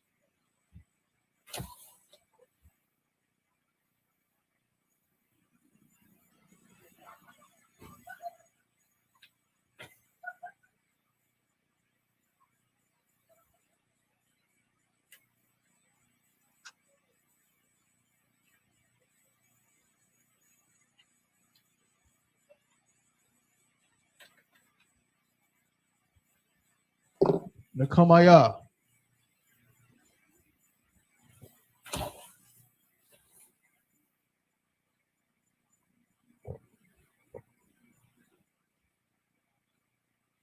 Yeah, Yanazor.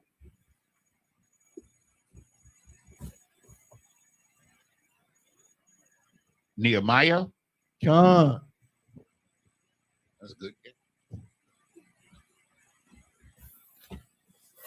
It's a great guess, right? Nehemiah. Give me the proper Hebrew spelling. Now, check it out. You should be able to get this, is the beauty of it, the transliteration, right? We should be able to get the proper Hebrew spelling without even having to look it up in blue letter because we have the transliteration right here.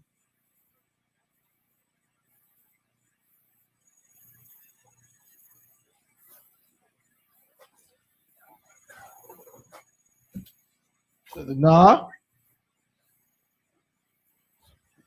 Ka, Ma, Ya, and Aha.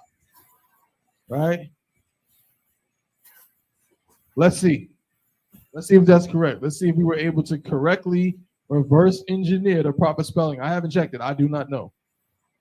Maybe we're way off the mark.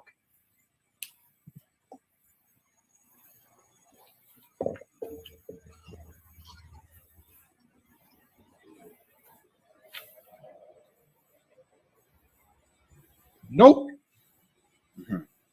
Give Officer Yanazari.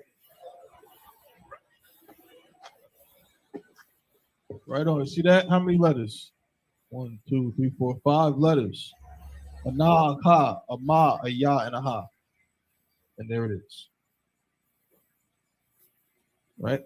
Because again, like I always will say, this process of going from this to this to this, back and forth, mentally, right, is what we're doing when we're reading Hebrew. And if we can learn to see this and know that it's this, oh man, we're ahead of the game. We are ahead of the game. If I'm reading in the Sabbath service and I read ahead while the teacher's breaking it down, and I read ahead and I see such and such, and Nehemiah said, then I'm going to be looking out to say what? Nakamaya. Right? Or Jeremiah. I'm going to be looking out to say Jeremiah. Right? Isaiah, Yeshaya. Mind you, these are all books of the Bible. Right?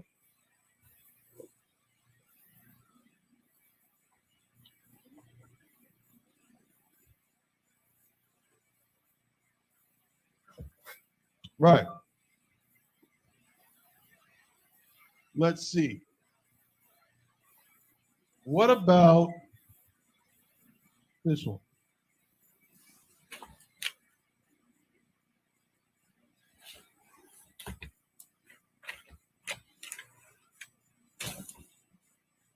We'll spend the last 20 minutes learning a little something about, again, these transliterations. And sometimes there's hidden clues in them.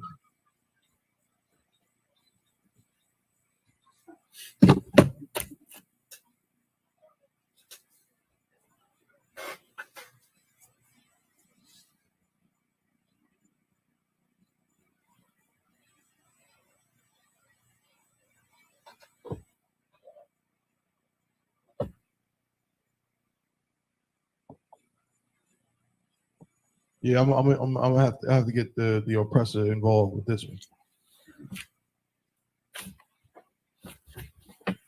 Yeah. So I'm gonna write this on the board.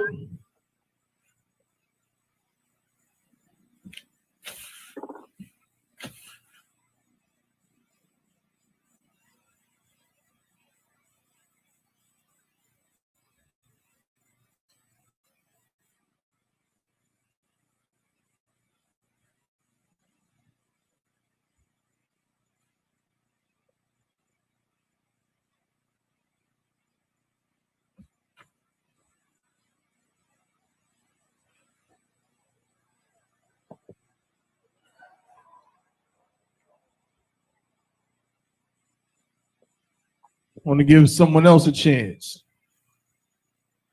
I want the English transliteration. Meaning, when I say English transliteration, I mean not the actual appropriate, proper Hebrew transliteration. I want the form that you see in the King James Version of the Bible.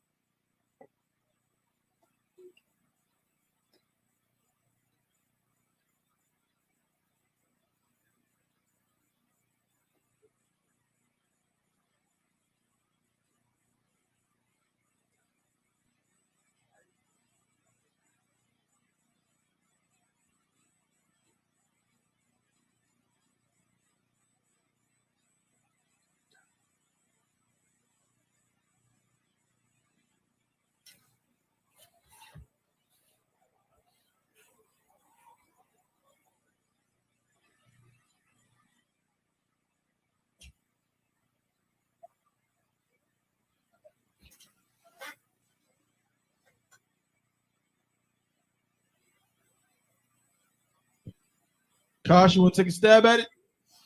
Slack is I'm halfway there. Okay, don't sweat. Remember, right now I'm not asking you for the proper Hebrew pronunciation. This is a name that you can just, when you open your King James Version Bible, you'll see that name. It's actually one of the books of the Bible. I just kind of gave it to you. I want that version. I want the anglicized English version. Slack is let me guess at Daniel. And that's a great guess, because that's exactly what it is. This Hebrew word right here was falsely translated or transliterated into Daniel. We're going to start to see a pattern with it. We're going to use next 3 more and see a pattern. Right now, Akashkar, give me the proper pronunciation. Daniel Allah. Give him a hand. Perfect.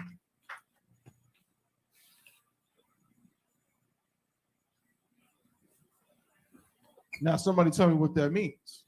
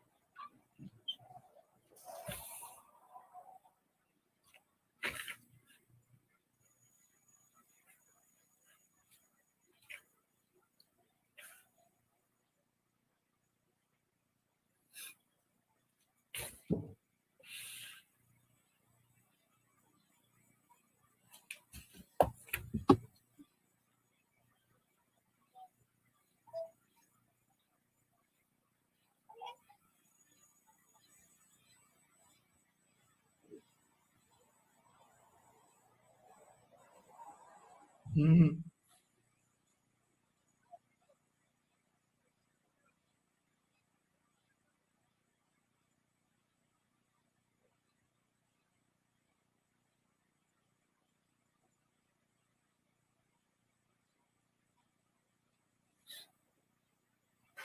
No sweat.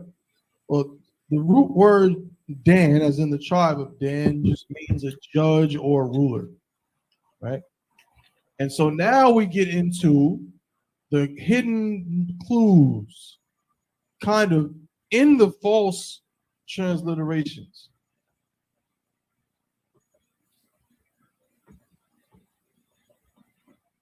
We see that got the Dan part, right?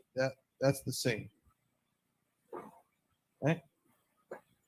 And we'll see in a second this rest of this. Let's just do two more, and we'll kind of understand this pattern here that we're working with. So we'll get another one.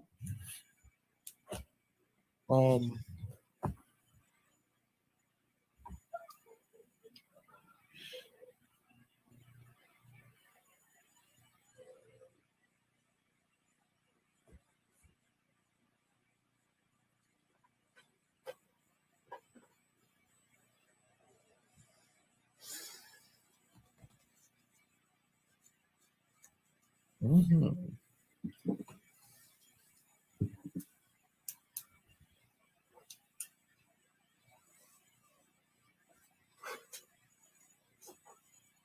One second.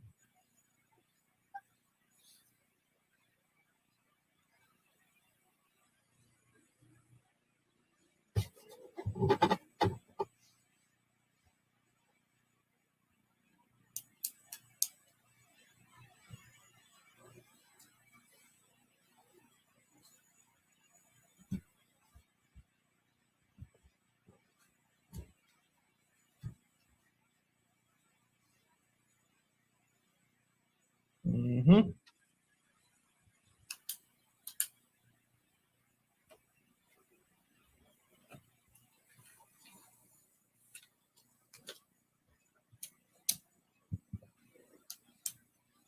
This one, I'm gonna reverse engineer this one.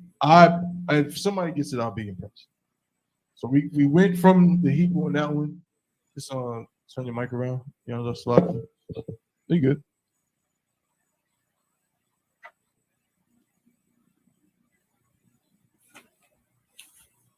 Hmm.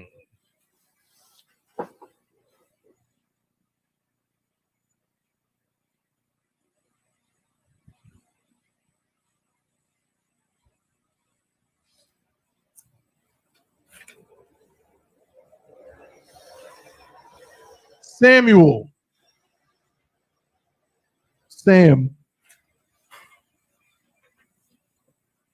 This goes back to what Yadazar brought up, about it not having the same force in it. If y'all don't already know, when you find out what this name actually is, it's like, damn. I think you might know already. You know? You take a stab?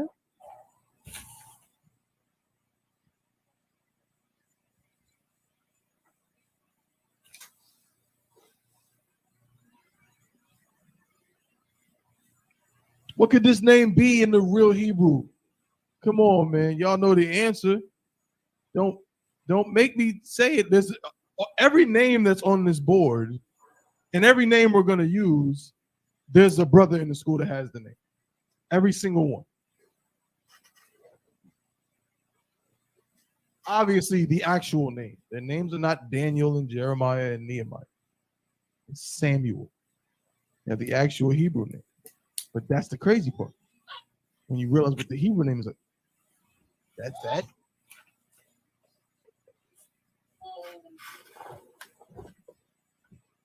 I think Yadazar has it.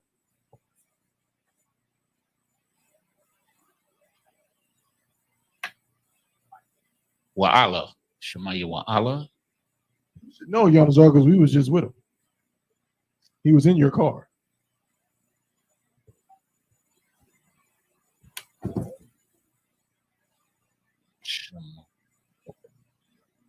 Shema Wa'ala. Shema Wa'ala. You saying it? Just say it. Shemai wa Allah, Shemai Shayam Salaki. I'm getting tongue tied here. Shemai wa Allah, Shemai wa Allah, Shemai wa Allah. It's not clicking with him, sir. I know. He was, me and you were in the car with him. And cool.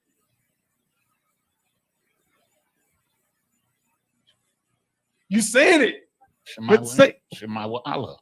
You don't know who that is? So you don't know who Captain Shema wa Allah is? Oh shit.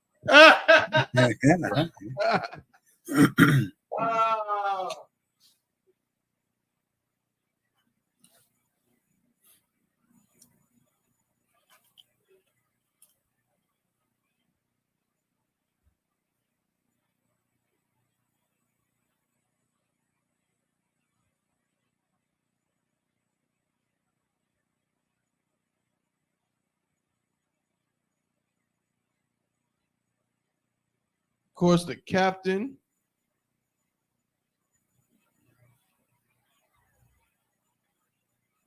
Right? In New York. Up there with Captain Tazariak, Captain Shemawa Allah. Right? That's what Shemawa Allah is. Don't that sound different? Samuel Shemawa Allah. When I think of Shemawa Allah, I think of Captain Shemawa Allah. Right? Nakamaya, Yaramaya, Danya Allah, Shemawa Allah. Sounds vastly different from Samuel and Daniel. Daniel.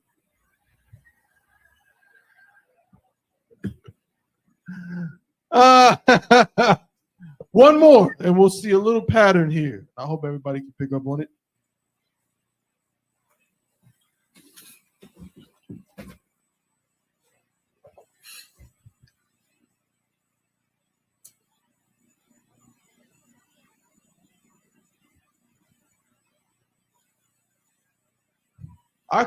I won't actually do it, but you could use so Nasty Nate, right? Who runs around calling himself Nathaniel,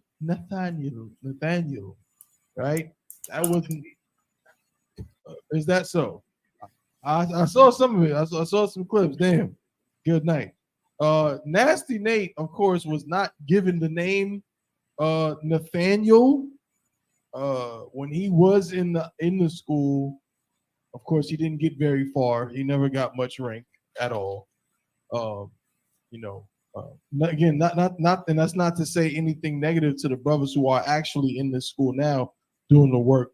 You know what I'm saying? The troopers now doing their thing. Trooper Hawan, Trooper Nadiyab, Trooper Kumar, my brothers out here. You know what I'm saying? Troopers and young men all over. You know what I'm saying? Young officers of 50 and so on. There's nothing wrong with that. I'm just pointing out that, you know, this guy, you know what I'm saying, calling himself the bishop, he didn't get very far in this school, right? He's a reject.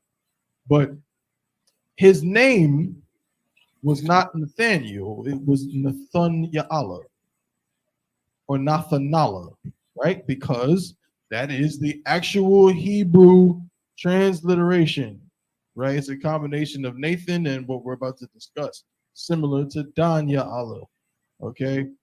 Nathaniel is again some nasty. You just get going in the Bible, just giving yourself an anglicized Hebrew name, which is an absolute joke. All right, but check this out. Here we got another one.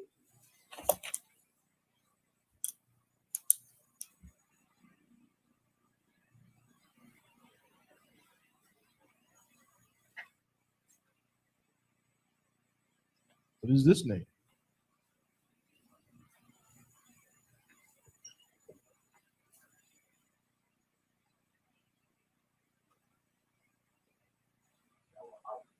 Oh man, Yanazar, you on it?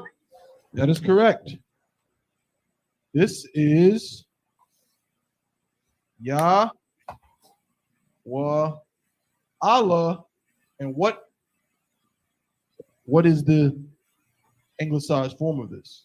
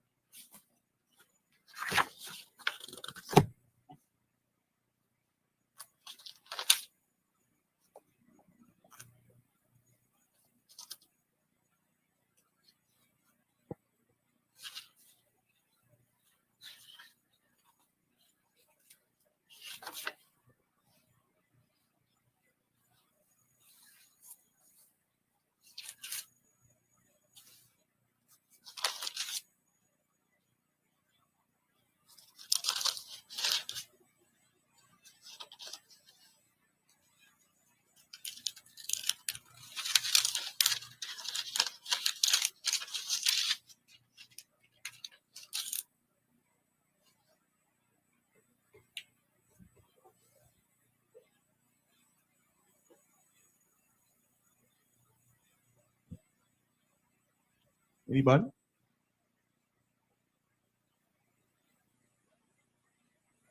See, now the sister's on to something. She said, is there an L in it? Why'd you ask that?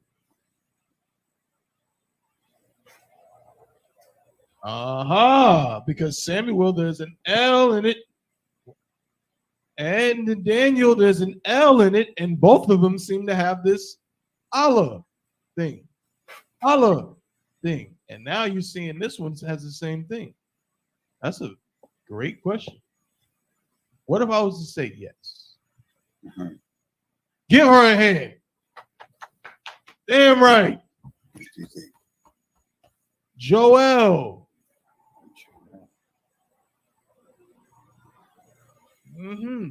See, there's that pattern. There is that pattern. That Allah or Ya Allah at the end of these words, what does Allah mean in Hebrew? Power. That's what the word Allah means. And don't go getting all weird about it. Oh, that's in Arabic. Listen, the difference is that Muslims call their God Allah. There is no God named Allah in Hebrew, in our culture. That's not God's name. You know what I'm saying? It's just it's a descriptor. It's a description of him. He is the power, right? But that's not the Most High's name. But whenever you see Allah at the end, it's a reference to the Most High in that it's saying the Lord something. You know what I'm saying? Shema wa Allah is actually because the root word is shum, which means name or reputation. So Shema wa Allah means the Lord's reputation or the Lord's name, right? Danya Allah, the Lord's judge or the Lord's ruler, right? Yah wa Allah. Hold up. Let's get it. Right? Right? So it just means, so Yahweh Allah, you know what I'm saying, is just a combination of a portion of the Most High's name. It's just saying, you know what I'm saying, the Lord is, the power. He is the power. It's something like that. It's basically saying. Because that's what Allah means. It means power. So when they say God, right, the word God is power. So when you see Allah, as Yana said, in Hebrew, it just means power. But when we're talking about the power, we're talking about the Most High.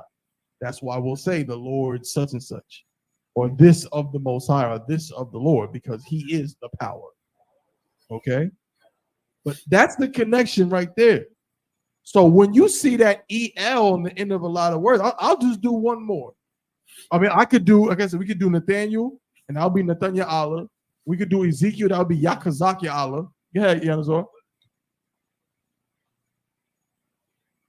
Like the Lord, or he is the power. He is the power.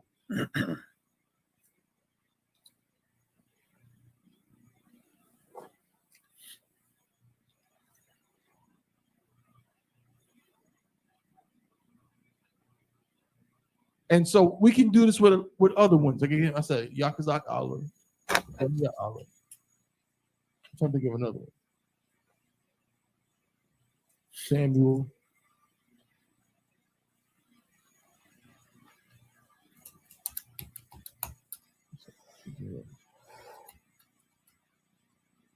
Ezekiel. Samuel. Joel. Those are the only ones that's in that's the titles of the books. But there's other ones, of course.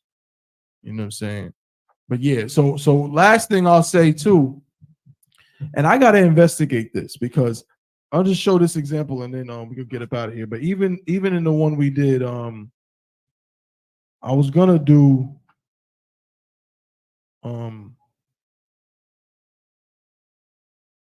go to, bear with me.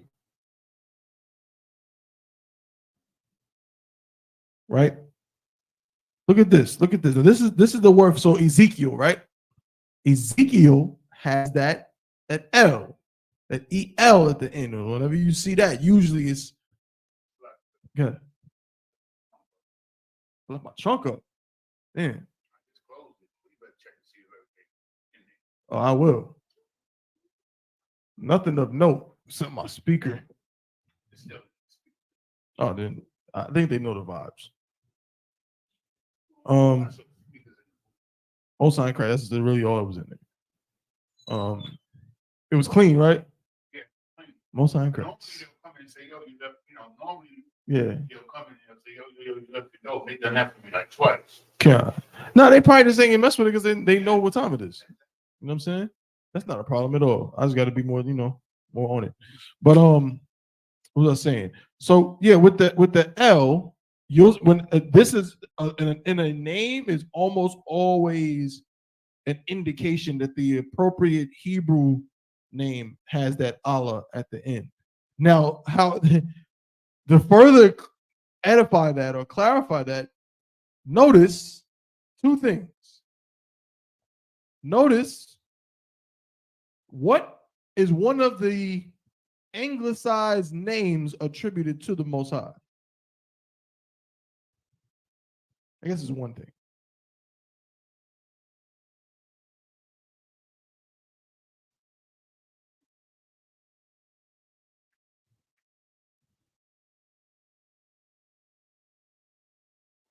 Well, this is what I wanted to show y'all.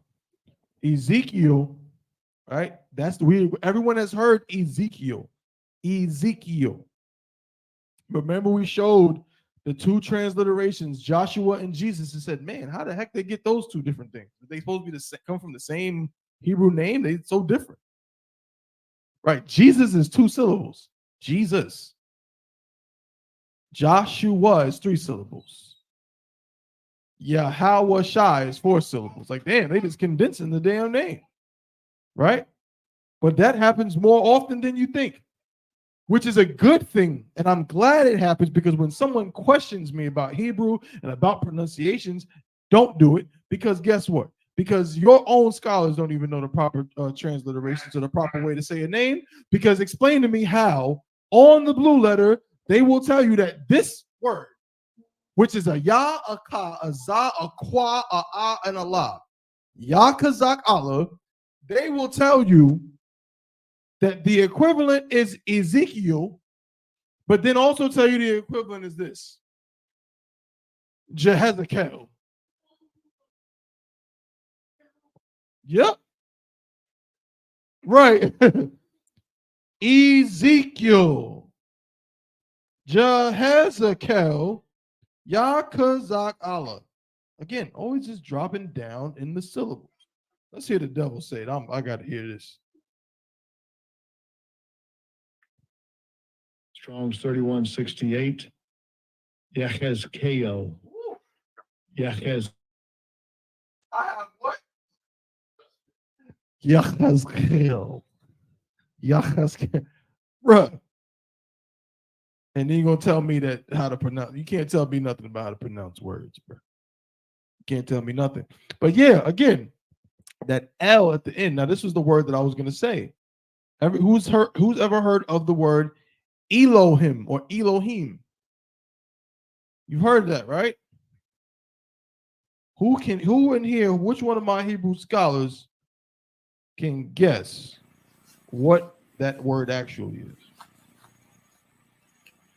Go ahead. Word is Alahayim, sir. Come.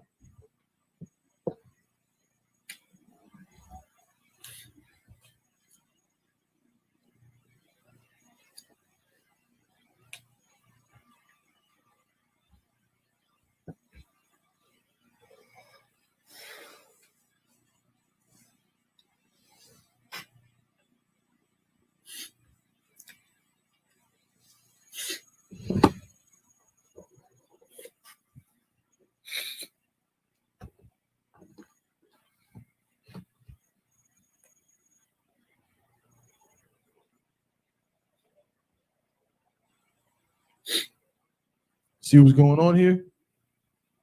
Once again, Allah. Oops, slapping. L. Allah. L. Allah. L. At the beginning, same thing. Allah. L. Right? So that's like a telltale sign. And what I really want to do to really, because again, my mission with all the brothers in I.S.U.P.K is to demonstrate that we've been right all along since 1969. And that Lashawan Qadash is the proper pronunciation of these words. And oftentimes they'll say, well, look at the transliteration. How could Danya Allah be how it's pronounced when they transliterate it as Daniel? This must be proof that this is how it sounded. Well, there's a few things that's wrong with that. I'm going to leave you with this. I got to talk to Hazahab, get with the Akim, you know what I'm saying, and see if we can, incorporate this into our research. But understand this. It's not uncommon in different languages for them to drop off syllables. It's not uncommon. It's not uncommon. In fact, it happens all the time. And it happens all the time with Europeans. So imagine if you take Danya, you say, well, Allah and L sound so different. But what if it was Daniela or Daniele or something, or Joella, Samuela, and so on? That might say, well, those amount of syllables match better. And that happens all the time. Think about this. Like I said, I'm done. We're going to close it out. Think about in Italian how often they drop off the final vowel sounds. They do it all the time. You ever heard an Italian say Maron? Maron. If you haven't, go watch The Sopranos. You'll hear them say that all the time. Maron. The word that they're saying is actually Madonna. But in their slang, they just drop off syllables. So Madonna becomes Madon. Sometimes they don't say mozzarella, they'll say mozzarella. This is a known thing. They won't say prosciutto, they'll say prosciutto and drop off syllables, especially vowels at the end of words. So what I'm going to do is I'm going to find out if something like that is part of why a lot of what we see again, Danya Allah, Shemawa Allah, Yahweh Allah, this vowel sound, not vowel, but vowel sound at the end of words is just being dropped off in these transliterations within these European configurations. I'm going to, find out more about it, and hopefully I'll be able to come back and we can, discuss it and can just get more understanding of these changes. But what I can tell you with certainty is that, again, Samuel, Joel, and these words and so on, they're transliterations, but they're just not good ones. And they're not accurate ones, right? But they're ones we use when we just can kind of read in the scriptures for people who are, that's what they're familiar with, and we're just reading it. But the proper names and the proper pronunciations are very easily attainable, and you can see the difference. Joel does not sound as strong as Yahweh Allah. Slugger, sir. Go ahead. Yeah. You know, what came to my mind is that, like, this is the holy tongue. Yeah. And it's proven because can't nobody say it. Can't nobody translate it correctly. Nobody's been able to do it. That's a fact. Yeah, for sure. For sure. But with that, we're gonna I'm gonna end it there. We're a little bit over the time. Are there any questions online? If you got a question, you can type it into the chat. Are there any questions? Everybody in the room, any questions in the room? You Swap. Yeah. Akash, you Swap. I'm Tawab, sir. I was gonna give the people in the chat a second if they have anything.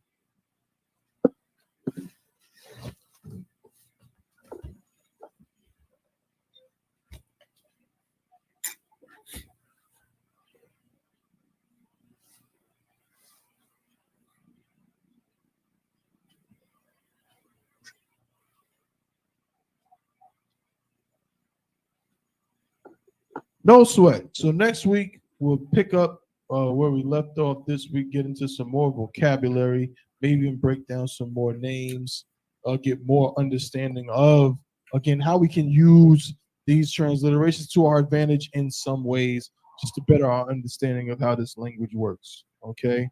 But if nothing else, you know what I'm saying, we're going to clip it right there. Next week we'll be back same time, same place. And with that, I'm going to pass the class over to Priest and Officer of 500 Yanazar.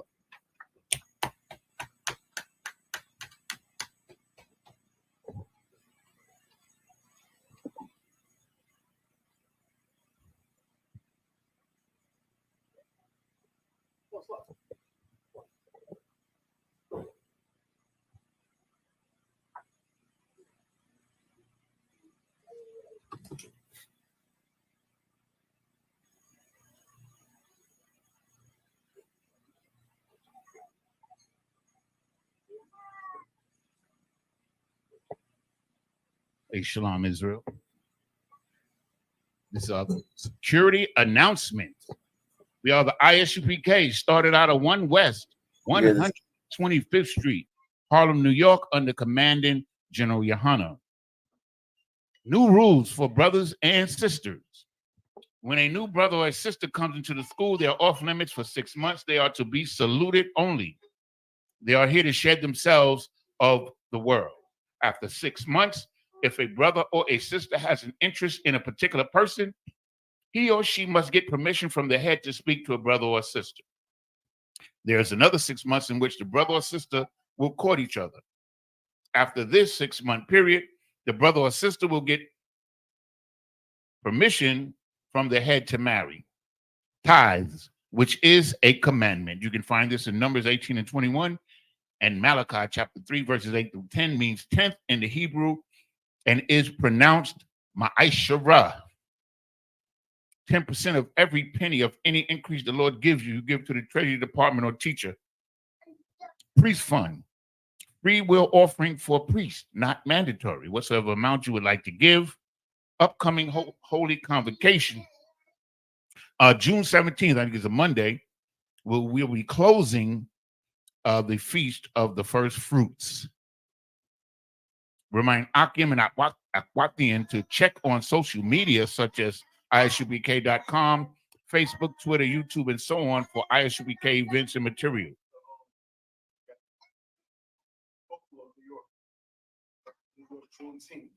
Okay, in Buffalo, New York, Juneteenth, Commanding General YAHANNA will be in the building in Buffalo, New York.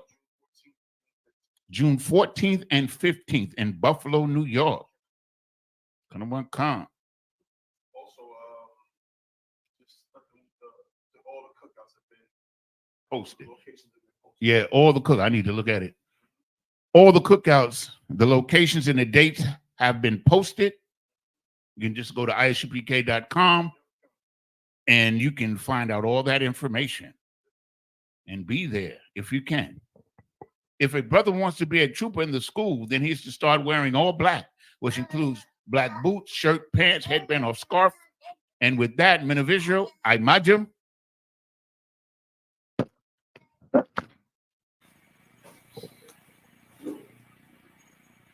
Men of Israel, we give one courtesy salute to the teacher. Men of Israel, Amajim, Shabbat, Imajim, Barak, Yahweh Bahashem, Yahweh Shai, Matah. Men of Israel, turn and face the sisters, Imajim. Men of Israel, we give one courtesy salute to the sisters. Men of Israel, Imajim, Shabbat, Imajim, Barak, Yahweh Shema, Alatab, Hashem, Hawashai. Matah. Class dismissed.